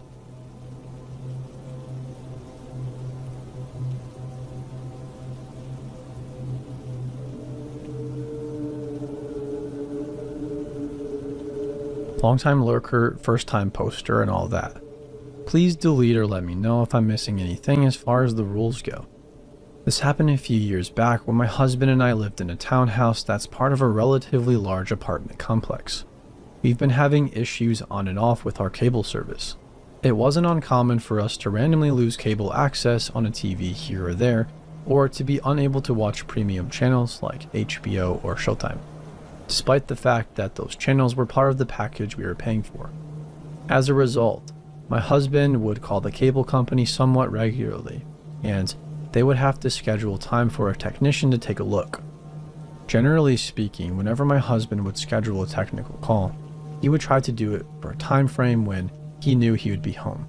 On the rare occasion that wasn't possible due to his work schedule, he would always let me know that the tech was going to be at our home, and he would give me the time frame when I could expect them. Additionally, we would get a confirmation call from the cable company reminding us of our appointment, asking us to verify somebody would be home. On this particular day, a Saturday or Sunday, my husband left to go to work. I was home alone and it was just a normal day. About 15 minutes after my husband left the house, the doorbell rang. I looked through the peephole but didn't see anyone. "Who is it?" I yelled, and heard the muffled response. "It's the tech from cable company." Confused because my husband hadn't said anything about someone coming out to look at anything, and because I wasn't aware of any issues we've been having with our service lately, I opened the door. I wasn't scared at this time. It was daylight and really seemed like no big deal. There was a man standing on my front porch. He looked to be in his mid-20s and was of average height and build. He seemed shifty. Initially, it looked to me like he had to use the bathroom and was doing the pee-pee dance, kind of hopping a little bit from one leg to the other. "Can I help you?" I asked. "I was called out to check a few things with your cable box. It sounds like you're having problems with your service. I checked the lines outside and everything looks good. I just need to look at a few things inside," he replied. Immediately confused, I peered past him as he stood at my door. I knew our cable was currently working just fine as we'd have a service call only a few days prior. We hadn't had any problems since then. I realized there was no official van parked anywhere, something all the other technicians had driven during past service calls. I also noticed he had nothing in his hands, no clipboard, paperwork, or anything. I knew from prior visits that there was always a work order that I needed to sign whenever a technician paid a visit. The man was wearing street clothes, a long-sleeve plaid shirt, jeans, work boots, and one of those fluorescent vests you can buy at Walmart that the guys who do construction on the highways wear. I became a little bit more nervous at this point. At best, I thought maybe he was legitimate but just had the wrong home. I had a feeling that something just wasn't right with this situation, however. I told him that he must be mistaken, that we had not made any service calls, and started to close the door. Before I could get it closed all the way, he stuck his foot in the doorway and insisted no mistake had been made. Getting scared, I told him I did not want him coming in the house and reiterated that we did not report any issues with our cable service. Keeping his foot in the door, the man begins to plead with me to let him inside. He tells me that he's a new technician with the company and that it's important that he fulfill all service requests or he may get fired. He stated it's possible there had been a mix-up and that we hadn't called anyone for assistance, but that because he had been scheduled to come out, he was still required to look around and verify that everything was in working order. He told me if I could just let him in, he would call the office and straighten everything out.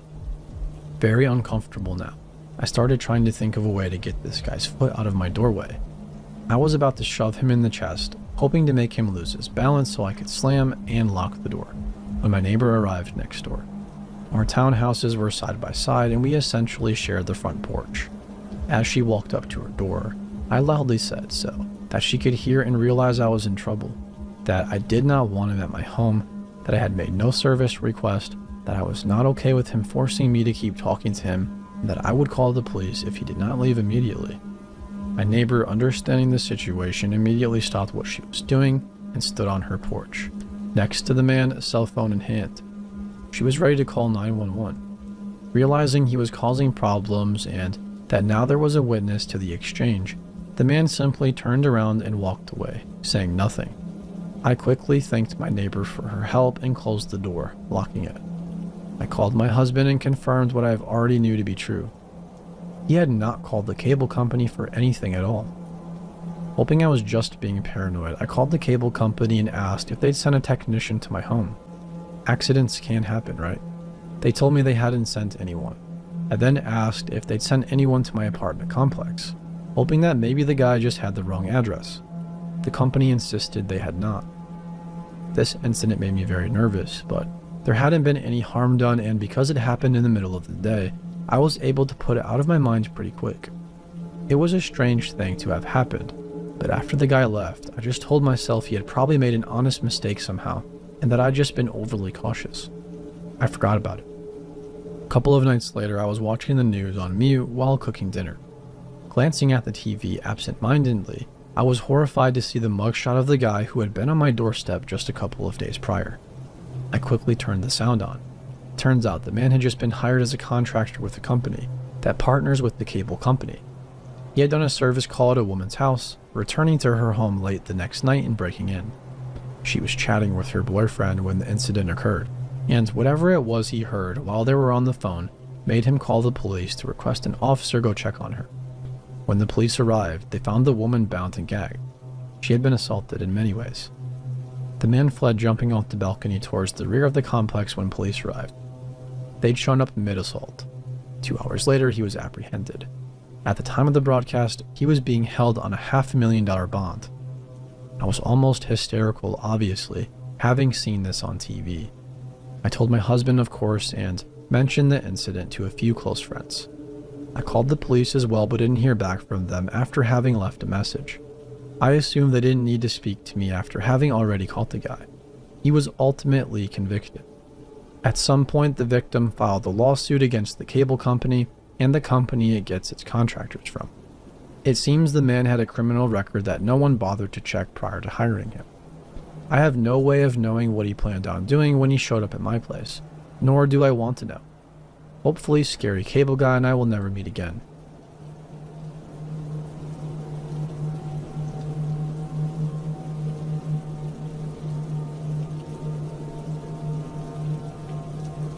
This is a comment I made on an Ask Reddit post. Another user thought this sub might find it interesting. Slight edits of the original comment for clarity and added some afterthoughts. When I was about 10 or 11, there was this neighbor boy who was 18 or so who lived with his mother down the street. She was frequently away at work and he was a burnout, always hanging around outside trying to impress us much younger kids who thought he was pretty cool. He taught us bad jokes, let us look at nude magazines, and tried his beer and cigarettes. And all of the kids pretty much fought each other over who he liked the best. Well, one day I was riding my bike past his house and he called me over. I was excited because for a little while it had seemed like I was making lots of headway at being cool among the other kids because he had been taking an interest in me. He told me that he had some new toy or something that I was very interested in at the time. I can't remember what now. He had just gotten it from his mom the other day and it was in his room. I don't remember exactly what set it off, as I was very eager to see this thing and have a chance at being its buddy, but I all of a sudden felt very suspicious. I asked if I could get my little brother, as he would be interested too, but he said no. I asked if he could bring it outside, but no. His responses kept getting more hostile and aggressive, and in my mind I was panicking, because while I felt a sense of foreboding, I was sure I was blowing my chances at acceptance. So I brushed the feeling aside and stepped into the doorway. Something about the way the room was lit, the stale air in his face, just told my mind to get the heck out now. So I made an excuse and turned on my heels for the door. He began to try to talk me out of leaving and came rushing for the door. I didn't want to look like an idiot running away like a crybaby, so I swallowed my urge to run and continued towards the door at a brisk pace, but distinctly remember scrunching up my shoulders in anticipation of being grabbed. As I hurried out the door and leapt off the porch, I can only describe the feeling as one you get when you feel you're being chased, where the hair on your neck is on end and you swear at any moment you will feel their claws upon you. To this day, I don't know if I was just too fast or if he was too scared to actually grab me. I rode my bike straight home and never spoke to him again or went anywhere near his house. The incident was strange indeed, and at the time, I never understood exactly why I felt afraid, or what I was in fact afraid of. This kid had always been decent to me, although the things he talked about or showed us were often inappropriate. But those were the things we thought were also fascinating and cool. While I felt uneasy for a time, I quickly forgot about it and didn't consider it something to tell my parents about. In fact, they'd likely have gotten mad at me for going into his house in the first place and turned it into somehow being my own fault. Anyways, after a couple of years we moved and forgot about him entirely. Now, the reason I remember this so well is because years later, as adults, my younger sister confessed to me that he had molested her. She had never told anyone. She also said several other kids she knew in the area had been abused by him as well. I had forgotten all about the memory until she brought it up, but it was still there, crystal clear. The most chilling part was when she told me how he had also lured her inside his house while his mom was at work by claiming he had something she liked inside.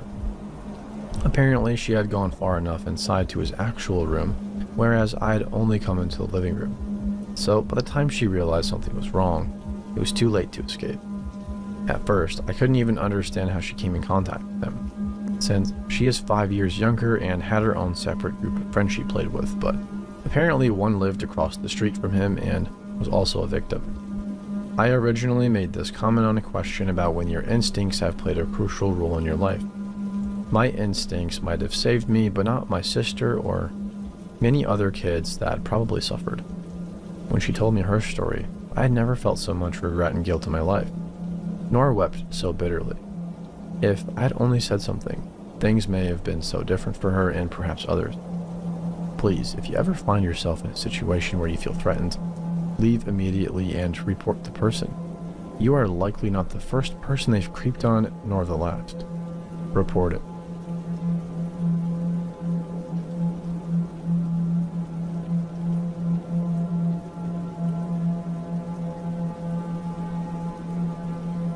Just to preface this story, this happened about 12 years ago when I was around 13.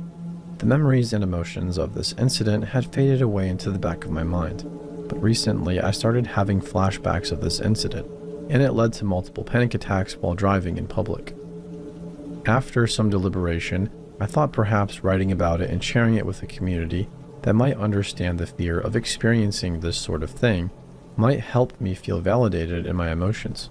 So here goes. I was a 13-year-old living abroad when this happened. To give some short background info that might help you understand the story better, I was living in an apartment complex. Every morning, the school buses would arrive at the main entrance of the entire complex and pick up the kids for school.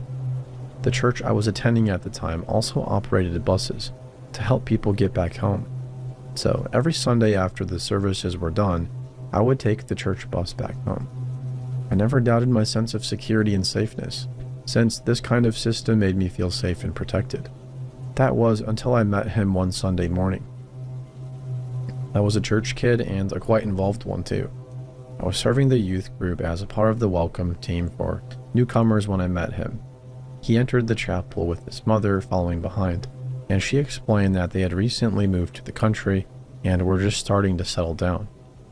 My first impression of him was that he was lanky, shy, and very quiet. He seemed so harmless, innocent, naive. So when his mom left him after filling out the form, I gave him a smile, greeted him, and led him to an empty street. And I thought nothing more of him until I saw him again in my small group. So I greeted him again, saying something like, "It's so nice to see you again." I still remember how he just shyly nodded, not really answering me. When the small group time ended, I took out haichu, free and soft candy, and gave one to everyone in the group, even the teacher, and as I handed the rectangular candy to him, he softly whispered, "Thank you," and walked away. That was the first time I heard him speak. I hadn't realized that he was living in the same complex as me until I got off the church bus and saw him coming down the steps of the bus as well. It was a funny coincidence, so I told him how weird it was that we were in the same small group and also living in the same complex. He nodded again, and I walked off first because he was waiting for his mom and little sister, who were coming behind him. My apartment building was number 20, the first in the row of the buildings. I had opened the door and was about to go in when he followed behind me. Me, still in that newcomer greeting mode, responded to this by asking him if he was living in the same building as well. He nodded again. I noticed that his mother and his sister were not here yet, so I got into the elevator first, asked him if he was going to wait for them, and gave him my goodbye, when he quietly nodded yes. The next morning, I was waiting in the lobby when I got out of the elevator. He was alone, and I asked him if he was waiting for his sister. He nodded, so I just gave him a quick "have a nice day" and ran off so that I wouldn't miss my school bus.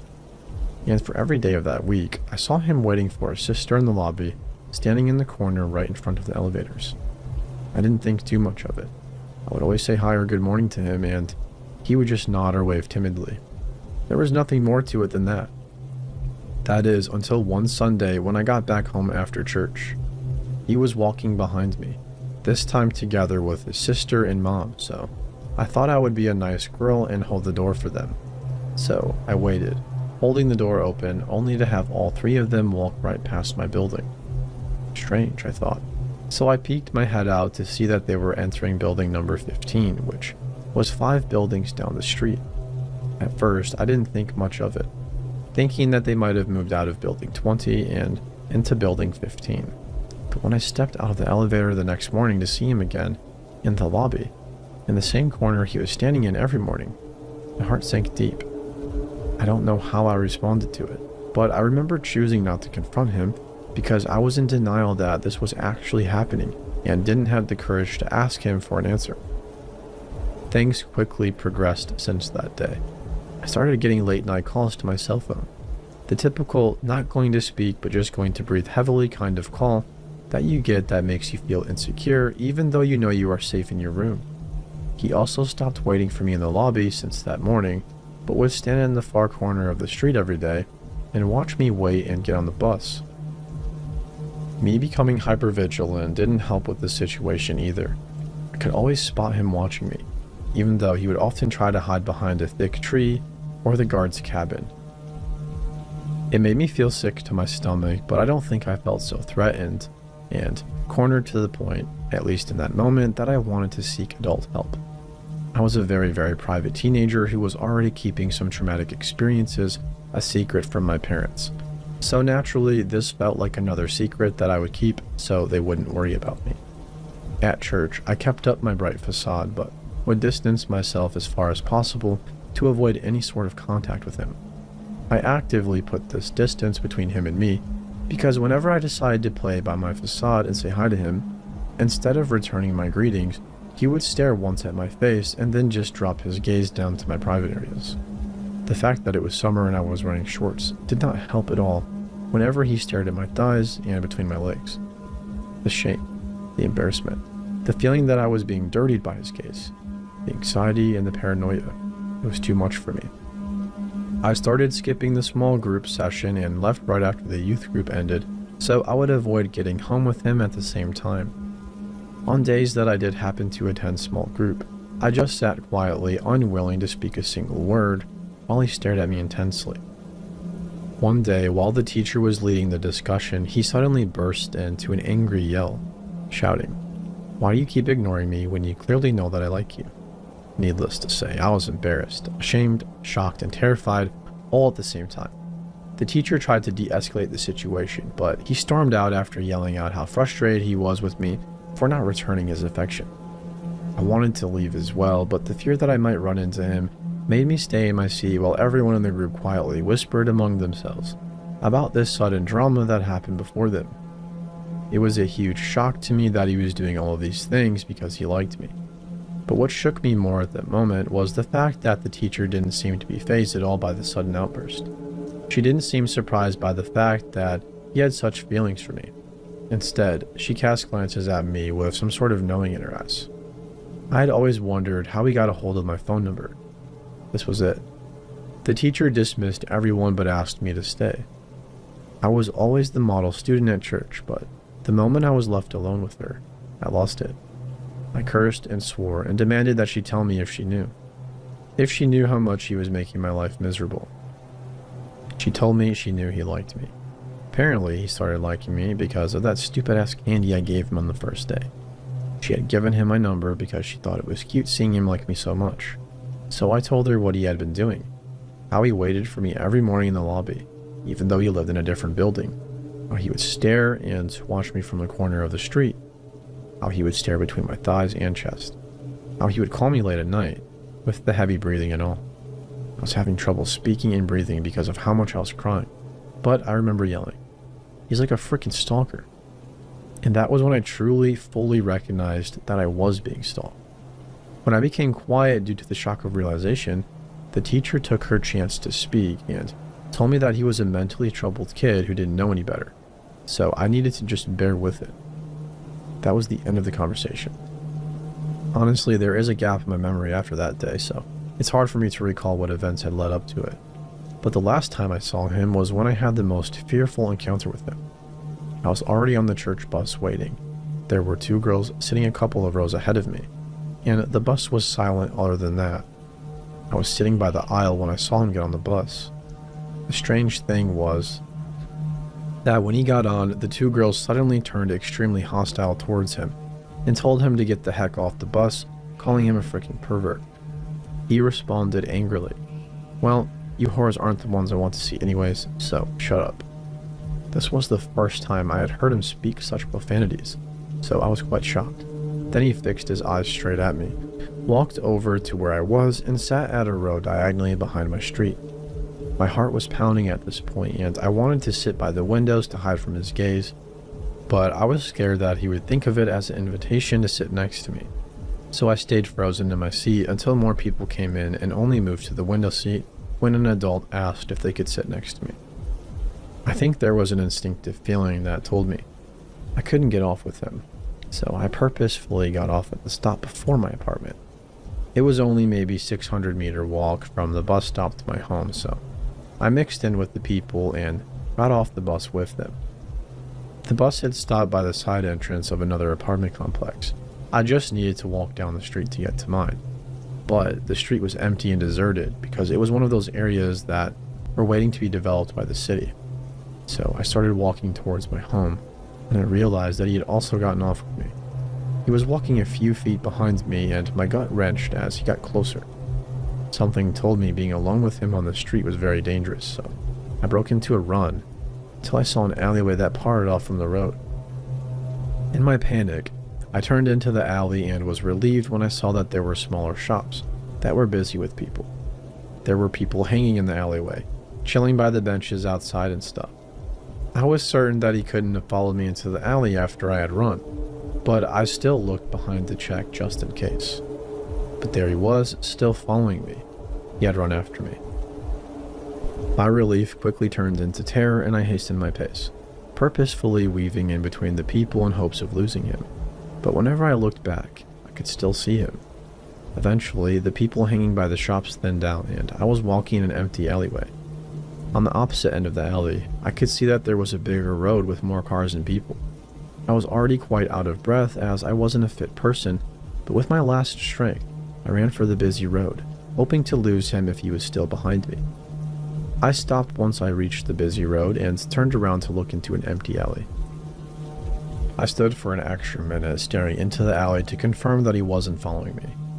Fortunately, my friend's house was close by, and so I stayed at her place until I felt it was safe enough to walk back home. That was the last time I saw him. I stopped going to the small groups.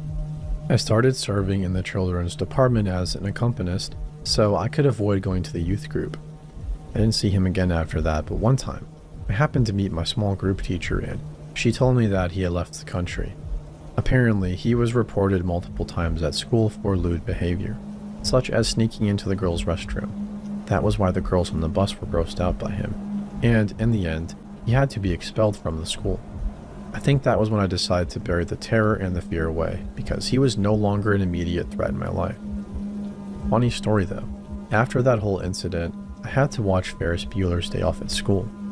But the moment Ferris's friend, Cameron Fry, showed on the screen, I had to run to the bathroom to throw up because the actor's face looked exactly like this, and just watching his face brought back the trauma. Now, I can watch the movie, but looking at Cameron's face still gives me anxiety. Anyways, if anyone has made it to the end of this long post, thank you for staying through this with me. I often wonder what might have become of him and wonder if his parents knew what his son was. If he was truly suffering from mental illness, my only hope is that he received the proper treatment so that no one else has to go through what I had to.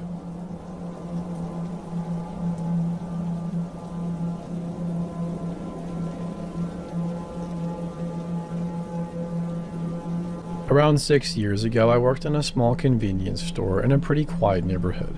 I was around 18 at the time, maybe a little bit older, and all of the staff members were female. With it being such a small store, we had 5 staff members who rotated shifts. I remember that when this incident took place, the manager had decided to take sick leave, and that left little old me to run the store, as I had been working there the longest. Our tiny little shop opened at 5 in the morning, and being the good sport that I am, I decided that I would work the early shifts because the other members of staff were a little bit nervous with their lack of training and opening, and the fact that it was the middle of winter. It was actually a little bit unnerving opening a store, completely on your own, while so dark and evidently quiet. One morning I opened the shutters at around 4:30 a.m. I turned on the crappy little heater as I made my way out the back to make myself a coffee and then went to the front of the store where our newspapers were, sat waiting to be put on the shelves. I got the papers out and headed outside for a cigarette before opening. The few feet of snow added to the eeriness of this morning. Around 6 a.m. every morning, we would get a steady flow of builders and workmen coming in to buy a few Kit Kats and Red Bulls.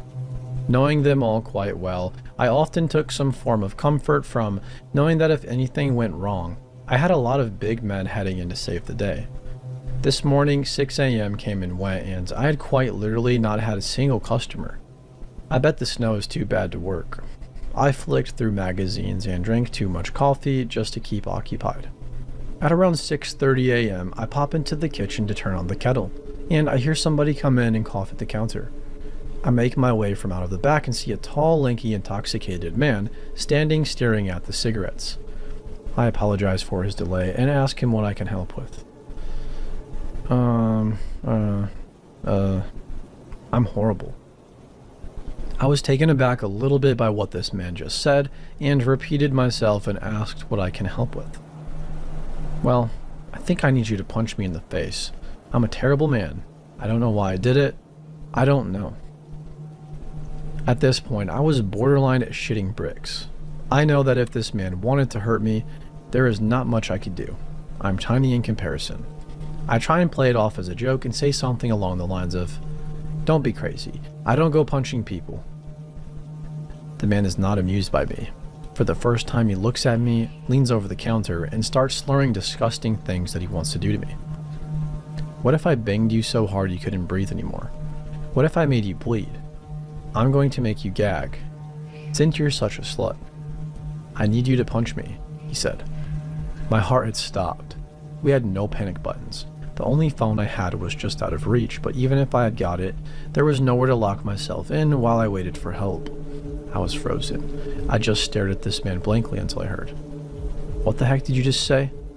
And a loud crack as I watched my bloody rapper friend's jaw was no longer in line with his face. Apparently when I was making my coffee, 2 customers had come in. Lanky Butt Nugget and one of my faithful builders that was later disappointed no one informed him it was a snow day.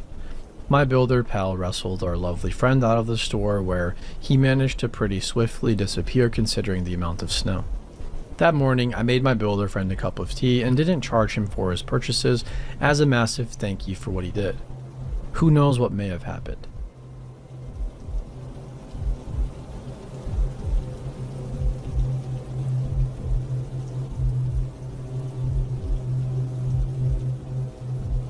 This happened a few months ago in the McDonald's at Copenhagen Station. I am not Danish. I am only visiting the country for one day, and since I wanted to travel cheap, I decided to take the cheapest bus there, which just so happened to be the one arriving at 11 p.m. the day before. I thought I could save even more money by not renting a bed somewhere and instead spending the night awake or half asleep at the station, doing my business the next day and sleeping long and well on the bus back home. So this McDonald's is open 24/7. I pretty early discovered that the station was too cold for me to get some shut-eye, so I went inside, bought a coffee, and sat down at an empty table. Plenty of lighting and semi-drunk people to keep me awake, I thought. I should add I'm 23 and female. After some while of sitting in my spot, a strange guy walked over and placed a full cup of soda on my table. He said in Danish something I believe meant, "I ate my food already. I didn't drink any. You should have it instead." I am Swedish, and although some Swedes understand Danish perfectly well, I have some difficulties doing so this is just a guess. Anyways, I didn't really pay much attention to the cup after it was put on my table. Just wrote it off as a random drunk trying to flirt. But I noticed that in front of me, a table away sat another guy and he was watching me closely, because we did lock eyes the times I looked up to peek at him. This creeped me out. I really didn't like being watched like this, and he just sat there for nearly an hour, even though he had no food in front of him. In the end, this dude stood up and walked over to me, and I cursed internally. thinking I'd have to defend myself and tell him to leave. But he turned, and there stood the guy that had left the soda cup on my table. He told the soda guy to leave after pushing the soda cup back into his arms and said that he didn't want to see him anywhere near this place again. Then he turned to me and explained in English that that guy had walked by my table several times, glancing at me in the cup and probably waiting for me to drink it. He said he'd finished his meal a while ago and just stayed to watch over me, but had to leave and reminded me to be careful. I hadn't even noticed the soda guy supposedly pacing by. I was too fixated on this other dude, who just happened to be the good guy watching over me. Who knows what was in that soda, and what would have happened should I have gotten really thirsty and drank some of it.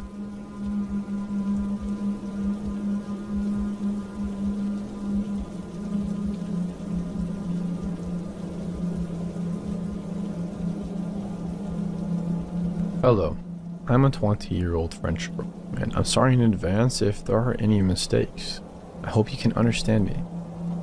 Alright, to put you in context, I am 20 years old like I said. I live in the suburbs in a small residence of 6 houses.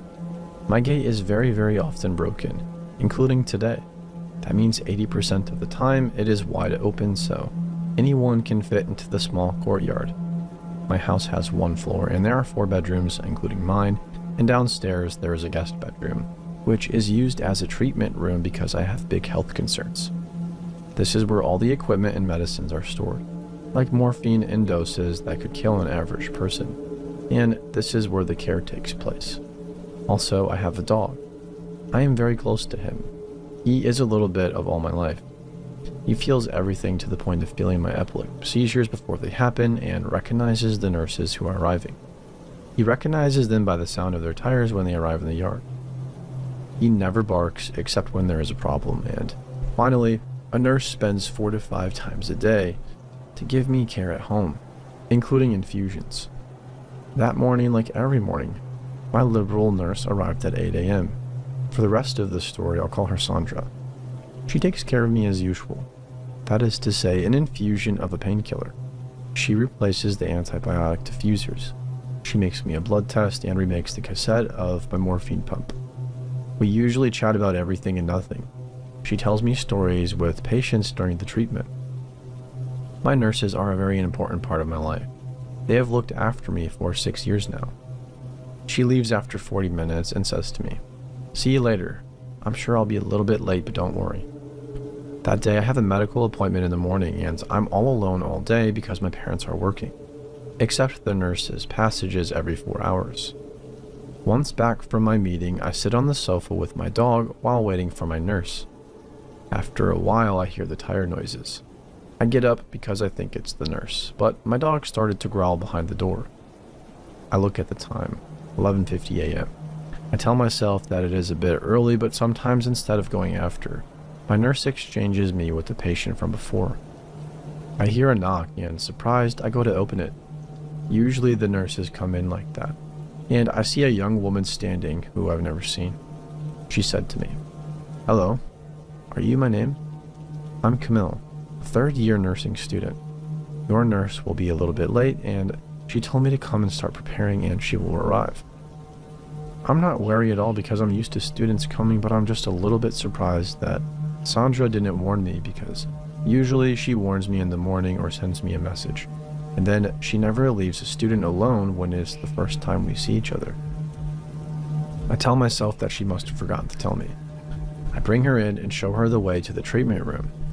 I take out the things for treatment while she washes her hands. My dog is weird. He growls at her as soon as she approaches me, and he turns around me. I was embarrassed, so I left him in the living room and closed the door to be quiet. I don't really care what she does. I let her do it. I'm on my phone at the moment. She begins to put the IV on the infusion stand and takes a syringe. Normally, we rinse my central catheter with a syringe of phi serum already made. You just have to open the packaging, and there I see it's not a pre-made syringe, but a syringe that she has prepared.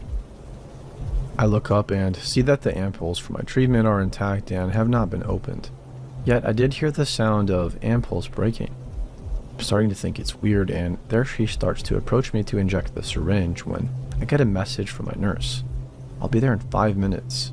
Can you start pulling out the material? What? My blood has only run for one spin. I got up and said, I'm going to the toilet. I'm coming. I ran and locked myself in the downstairs bathroom. The whole time my dog was barking and growling.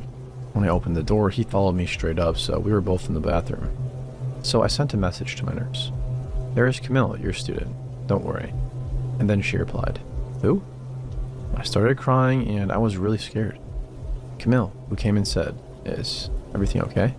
I think she could see I was staying a long time. I said, Yes. Then I heard my front door slam. 2 minutes later I hear it opened, but I hear my nurse. Came out of the bathroom crying and she asked me what happened.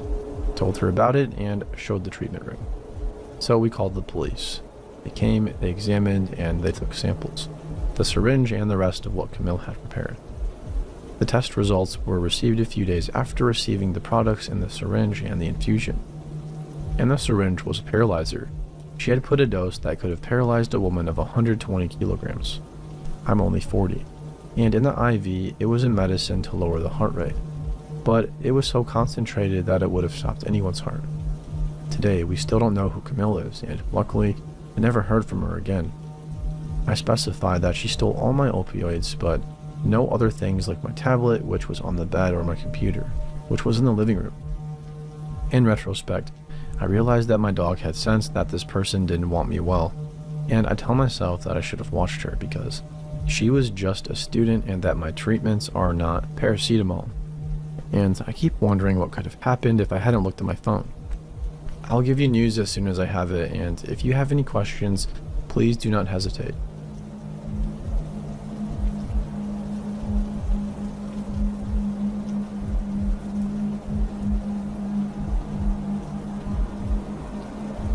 I am omitting identifying details for privacy's sake.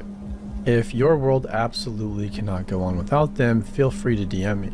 You've got a 50-50 shot of me answering or telling you to leave me alone. Take it back to 2007 or 2008. I was 16 when this began and 18 or 19 when it finally went to court. Picture a Norman Rockwell-esque suburban family. Parents, 3 kids, a yard, and a dog, and a blink and you'll miss it, USA. One random day, a neighbor man has a mild dispute with his neighbor.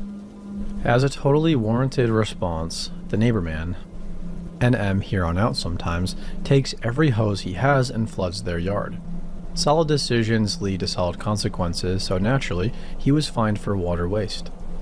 My parent runs the water in small town USA, and because NM lived a block from us, he decided to drive over to the water district shouting that he is an acquaintance of my parent.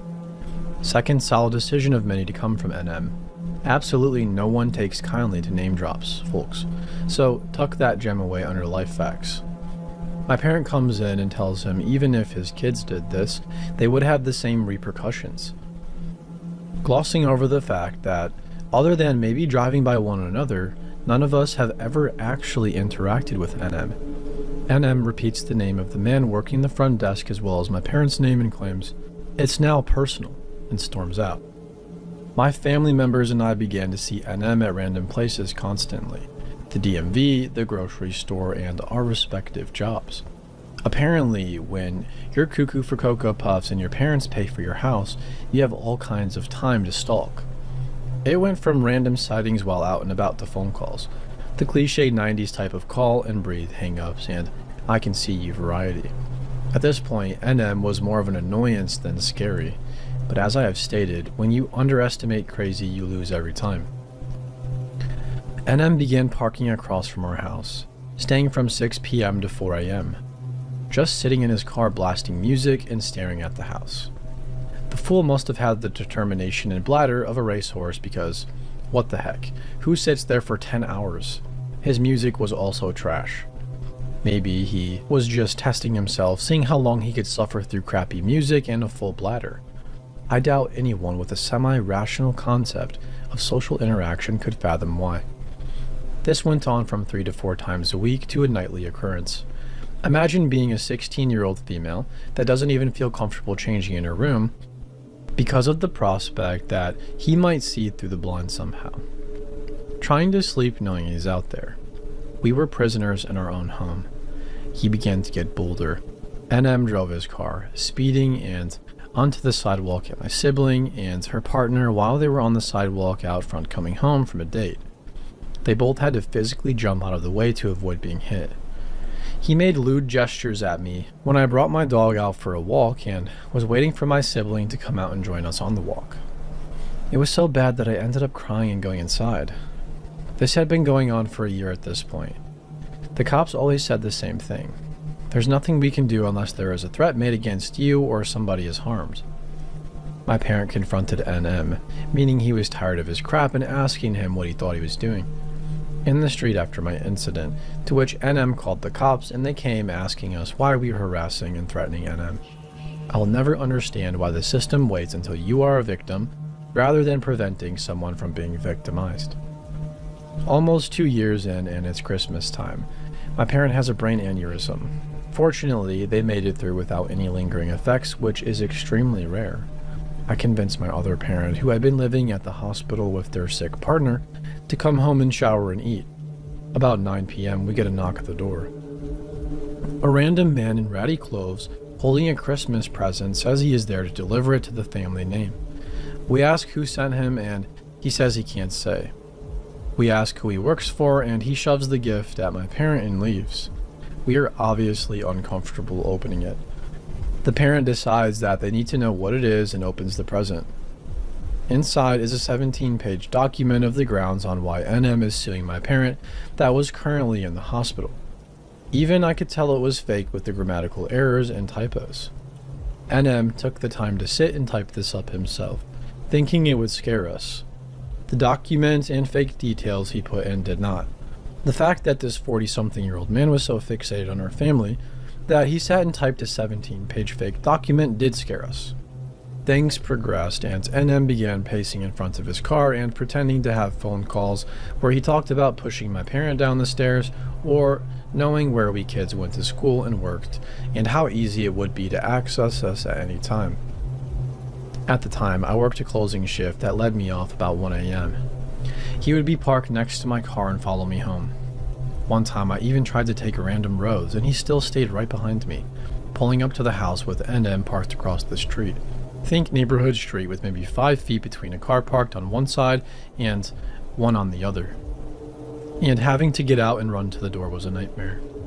We were all exhausted from not only the aneurysm scare, but also living looking over our shoulders.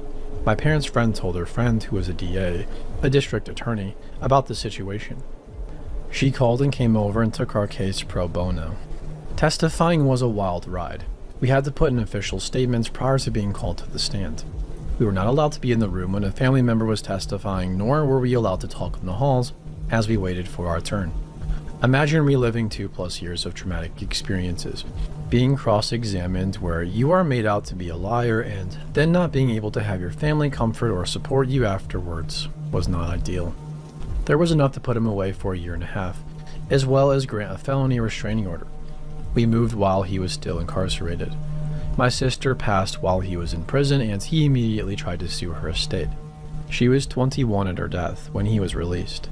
He claimed that her testimony from him running his car at her and her partner was false and the only reason he was locked up. Not the case, as there were harassment and stalking charges, and that the money people donated to a GoFundMe for her accident he was entitled to. There are so many more details, but this is already long enough. So NM, let's never ever meet again. You made us prisoners in our own home for years. Clearly, you are still the same and have not learned a single thing from your time locked up.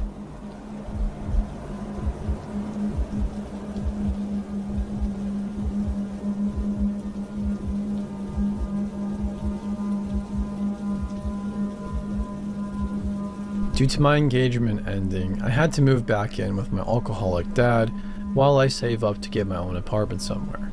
My dad and I had a fight, so I decided to go stay at my friend's house that night because I needed a break from the drunken shenanigans at my house. I've known this friend since middle school, but she's always had questionable taste in guys.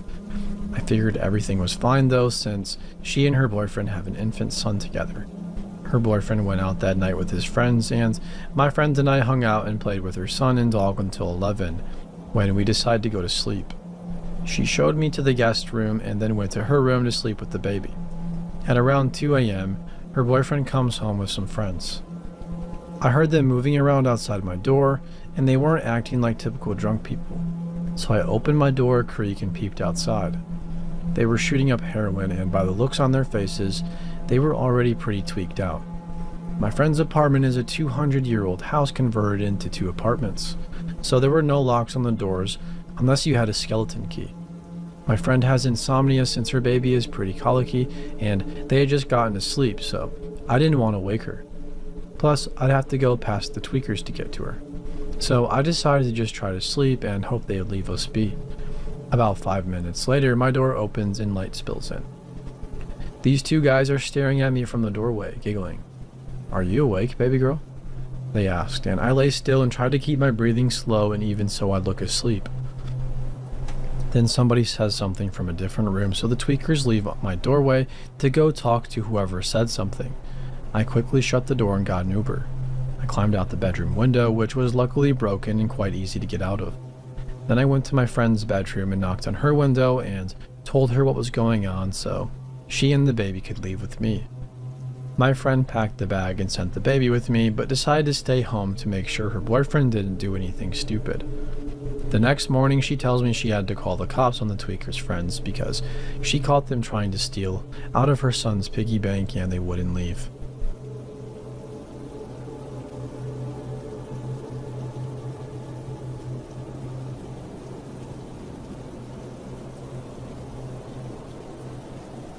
I live in a pretty big Midwest city, about 35 minutes north of my hometown.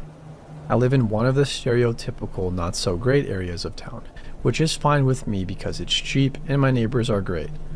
I live with my best friend and his husband. They are high-ranking Buddhist monks. Yes, really. So they travel a lot, which means I'm left alone in my house about 6 months of the year. For the past month or so, I've been experiencing some really strange stuff. Not paranormal, but somebody is messing with me. A few weeks ago, 2 of my tires got slashed. Okay, fine, whatever. I have insurance and roadside assistance. A few days after that, my back window got smashed in. I drive a baby Kia Soul, and spray painted across the back was the word cunt. When I walked outside the next morning, I barely noticed it, but the street lamp made it pretty obvious. Needless to say, I was pretty upset. By the way, I honestly don't have any enemies.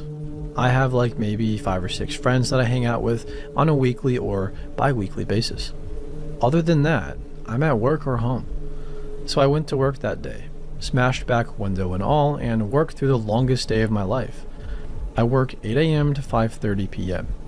At about 1 p.m., I got a text from an unknown number with a bunch of laughing emojis. I didn't think anything of it because, that 2016 life. Facebook, Tinder, etc. But I went home without any real worries that night and had some wine because it was a super crappy day. It wasn't until about 8 p.m. that night that I started getting really scared. That same random number had been texting me sporadically throughout the day, but I didn't respond. However, once I was home by myself, I got a text from the same number saying, "You look so pretty and relaxed. I hope you enjoy that book." I was having my 3rd glass of wine and reading a book at the time, so I was thoroughly terrified. I called my very best friend, ex-military and super scary. He's been there for a few days now, and I've still had a few creepy texts that only he replies to. It stopped for a day or so, but now we're sitting here in my bedroom and we just heard someone knock on my door. It's 11:18 p.m. on a Tuesday. My friend went to go check. He has a gun. Yay, the Midwest. As soon as he left my room, somebody knocked on my window a few times. I'm honestly not sure what to do now. My best friend can't stay here for weeks, and my other best friend won't be home for another 3 months. I hope I never meet this weird stalker person. Edit. I called the police on my way to work today. I'm going to talk to them this afternoon. Second edit. I went to the police station last night after work and gave them all of the info. Since there's been damage to property and the possibility of this person being in or around my house, they said it's now an active investigation. I did try Googling the number, but nothing came up because it's a cell phone. Not sure if those are public, and Facebook didn't turn anything up either. After reading through a lot of PMs and comments, I tried to dissect my life as much as possible to think of who this person could be. I've narrowed my list down to only one person. I gave their name to the police as well. Hopefully this ends soon because I'm ready to move on with my life and not be terrified of my own home. And thank you to everyone for all the kind words and great suggestions. I'll let you guys know if anything comes up. Third edit. After going through my life, like I said before, I think I've narrowed it down to someone that I had a short, no-commitment relationship with about 4.5 years ago. He tried contacting me about 6 or 7 months ago, but I wasn't interested in having him be a part of my life again. He not only knows where I live, but he knows where I used to live as well, my parents' house, because he's my mom's next-door neighbor. The police haven't been a huge help. I'm not sure what to do now. If it is him, I'm not just scared for myself, but for my mom as well.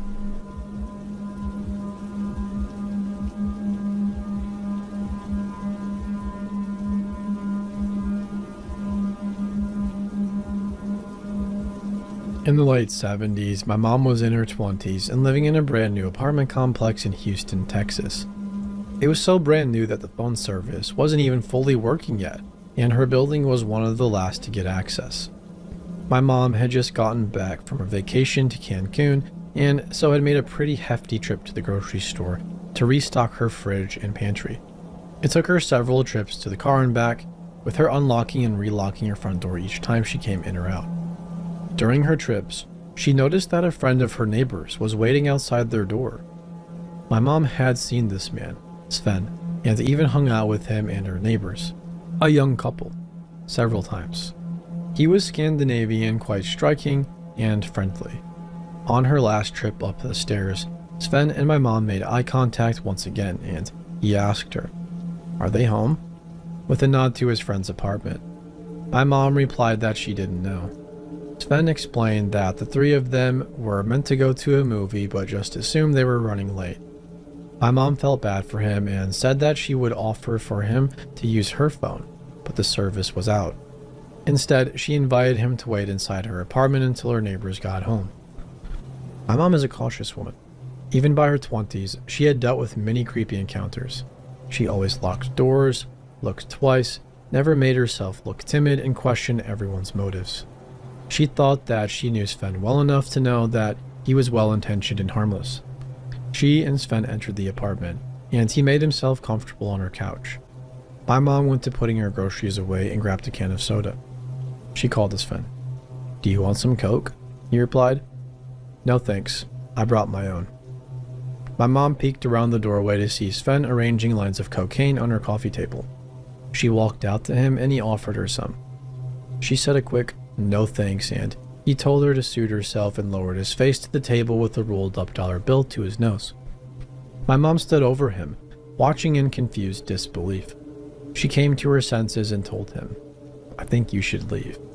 He scoffed and began to reach for her arm. She tried to pull away, but he grabbed her and began to pull her down on top of him. She ripped herself from his grip and told him, "I'm a big, strong girl and I can mess you up. I think you need to leave now."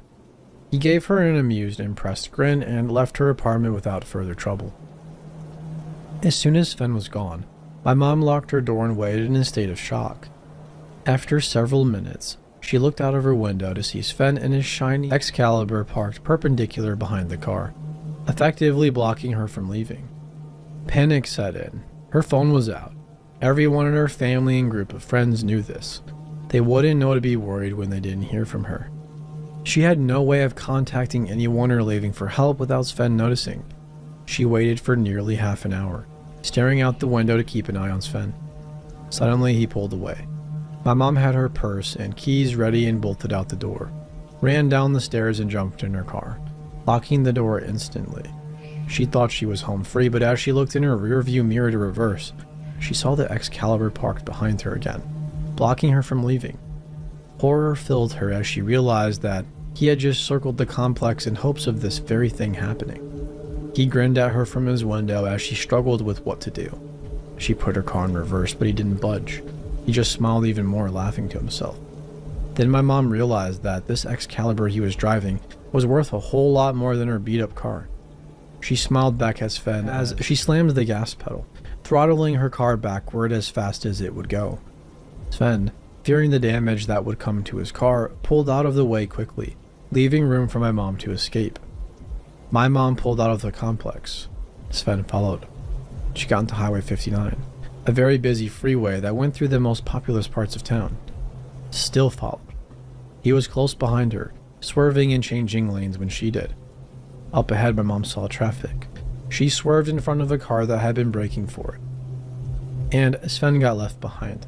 My mom drove to her friend's house, banging on the door to let her in. They sat in her friend's apartment watching for Sven, but he never came. She had lost him.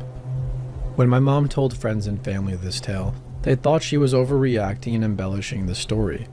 They know how cautious she was and figured it was an overactive imagination on her part.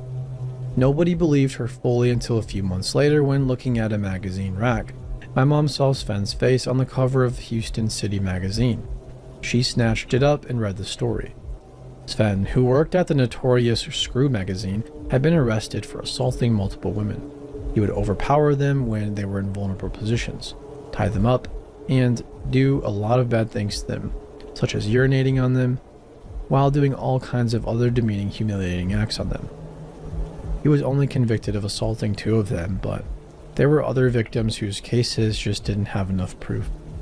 Very soon after, my mom's neighbors moved out quickly and without a trace left behind. She wonders to this day if they had anything to do with Sven's antics or if they were just as unaware as she had been.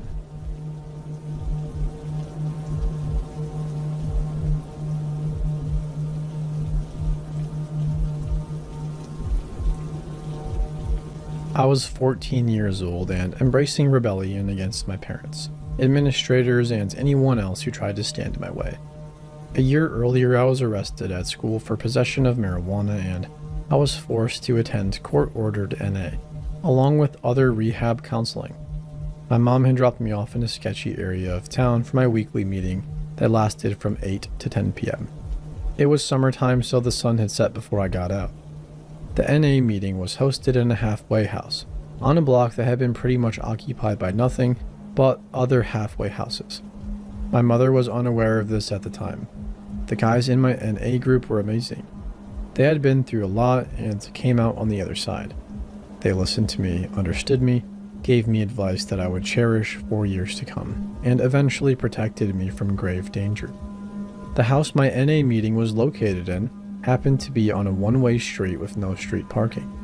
However, there was a gas station around the corner that had ample parking. So my mom told me to walk about 2.5 blocks to the gas station after the meeting for her to pick me up. After my group one night, I made my way up the street, heading for the gas station, which was directly behind the houses I was passing. I got to the last house on the block, right before I planned to turn left to go 1 block west to my pickup. That's when I saw them. There was a group of men on the porch, maybe 5 or 6, and one with a mirror on his lap. They immediately called out to me, asking my name, what I was doing. I ignored them and sped up my pace, but before I could get past, they were walking towards me. One of them asked for the time, and I immediately knew I had to run. I sprinted back down the street from where I'd come, and they proceeded to chase after me. I knew I couldn't outrun them, so I dipped into a driveway, drove under a parked truck, and hid knowing my life was on the line.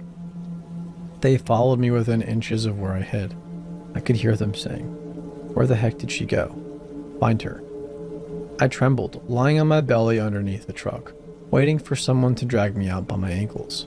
They searched the yard. I could hear them pushing through the bushes to find me. After several minutes, which felt like forever, they decided that I must have gotten away and returned to their halfway house.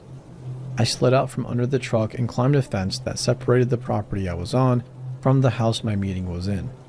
I ran back into my meeting house, where they were still all gathered, and told them what happened.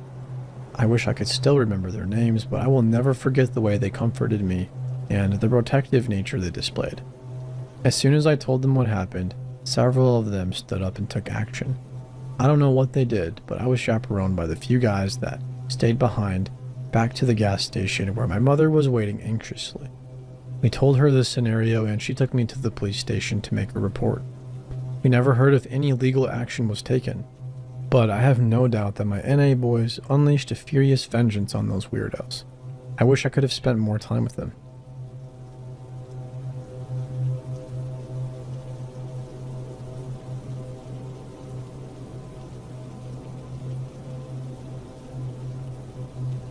This is the first time I've ever typed this story out. This whole thing happened about 6 years ago, and the memory still lives rent-free in my head. I figured making a post may help the healing process a little bit. Time will tell. I'm also not a fluent Redditor, so if this is not the right format or whatever, apologies in advance. Even that first paragraph gave me a feeling of dread, so I'll do my best to translate my thoughts as fluently as possible. I grew up in a town that was pretty small in Louisiana. I was 21 at the time. There isn't much to do in my hometown. There is the bar life, which is pretty much the only nightlife aside from the titty bar, which is like a high school reunion in there. And aside from some pool tables and dartboards, there isn't much for a girl to do in there that doesn't involve the shaking of one's booty. I worked at the bowling alley with my best friend. I'll call her Shay. Shay is a sweetie, but I'll be the first to admit that she always had a tendency to think about nothing, and her mouth worked 10 times faster than her brain did. We had a place that we hung out at since high school. It was a place down a wooded trail near the canal where we would listen to music, drink, and smoke weed. I'll admit that things here could get a little bit sloppy, but for the most part, it was sort of our little getaway for the night. We would usually just make a fire, talk crap, and get wasted. Shay, her boyfriend, and I went to the spot. We were joined by another guy that we went to school with and a guy that I'll call Rod. Rod, for the lack of a better term, was an absolute degenerate piece of crap human garbage. He was always around in some capacity. He was 26 at the time of this story, which shows that he hung around with younger people. And when I was in high school, he would hang out with our classmates. Rod was a real rough guy. I use this term very loosely. He loved flexing on people and fighting. The catch was that he would only get into fights with people that he knew he could beat, and if he didn't think he could beat someone, he always made sure to have one of his mom's various boyfriends present to back him up. I assume this is why he hung around younger people. Nobody his age took him seriously, or at the very least, didn't bother with him. Rod had been banned from the aforementioned titty bar, and trust me when I say if someone ever got banned from that place, they had to be a real loser. He had also served in the army for a brief period, but was discharged. He claimed dishonorable, but there were theories that he was absent without leave. Not sure of the validity of any of that. Well, Rod ended up at the spot. I immediately loathed his presence. Pardon my language, but he wanted everyone to think he had big dick energy. You know the type. A complete tool. We were having a few beers and some of the green stuff was being passed around. Thankfully, I didn't partake in smoking this evening, but Rod did break out some of the white powder stuff and, in typical psychopath fashion, he snorted it off a Bowie knife that he always kept strapped to his belt. Shay and her boyfriend had gone off into the woods to do some adult couple stuff. In the process of their intoxication, they completely abandoned me with Rod and the other guy. Rod made some suggestive remarks to me, mostly having to do with my ability to... I think we can all piece it together. The guy that was with us started getting uncomfortable and decided to bail, leaving me with Rod. Trust me, this was never going to be a thing and I wasn't going to stay with him alone. Finally, as I'm gathering my things to leave, he just asks outright if I wanted to have sex with him. I gave him a no. This led us to an argument where he called me some very unflattering things. I don't know how long this lasted, but it was long enough. The next thing I know, he grabs me by the shirt and rips it, and before I could comprehend anything else, I was lying face down in the dirt, feeling like I had been punched in the stomach and like I was peeing on myself. I looked up at him and realized that he had stabbed me. He had a look of shock on his face, then a look of panic. He approached me, and to this day, I don't know what for. I was able to get my hands on a clump of concrete and smashed him in the face with it, which gave me some time to flee. I was bleeding profusely from my abdomen, and let me tell you, when your body starts shutting down, it is one of the weirdest feelings in the world. I knew I was dying and I knew I wasn't going to make it. And I was expecting at some point to see white lights and dead relatives. As I made my way through the trees, I did see visions of my mother, which I followed. And when I would stop, I would hear voices instructing me to keep going. Yeah, it's cheesy, I know, but I didn't get to choose my dopamine hallucinations. In reality, my mom didn't show me anything I didn't know, and the voices were telling me some very common sense things. It just goes to show you how your brain works in response to trauma sometimes. I eventually made it to a road where I finally ran into a fish and wildlife agent, to who this day I give full credit for saving my life. Rod was arrested after a few days. He actually passed away while incarcerated. Never had to see the inside of a courtroom. Never bothered to figure out how. The trauma didn't end there though. Rod's mother spent months harassing my family over his arrest, and at one point, she confronted me and called me a whore. This prompted my older sister to slap her, and my older brother later went to their house. Still not sure what he said or did, but the harassment stopped. I have a constant reminder anytime I take my shirt off over my abdomen. I developed a pain pill addiction due to this, which I kicked. It was accidental due to, well, pain. Shay fell into a depression for a time over the guilt of leaving me. I forgave her and told her she couldn't expect him to stab me, but I would be lying if I said I didn't hold some animosity over it for a while. I'm doing much better in the past couple of years. I still haven't come to terms with everything, but I'm making progress. I only have flashbacks once or twice a day now, where it used to be much more frequent. I've come to view my scar as a triumph rather than a defeat though. This was a big step. It probably took you a few minutes to read or listen to this, but it took me over 2 hours to write it. I hope the rest of your week treats you well.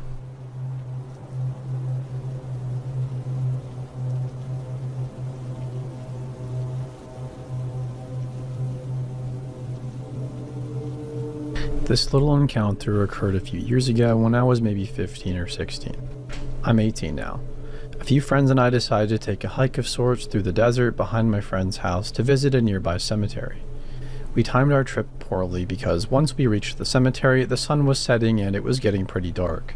So instead of walking back through the desert, which was filled with these weird pitfalls and dangerous animals, we instead took the long way around. The roads are purple and our walking path is red. Everything is labeled. I hope this is okay. I'm not very articulate with words. Anyways, we were almost back home, just about to reach our high school, lights and civilization, when we saw this man just standing in the middle of the road. He has this big gun, a shotgun, resting on his shoulder as he stares down the road. He hasn't seen us yet. My friend and I just stop and stare at each other like, what do we do? We decide to just keep walking and mind our own business.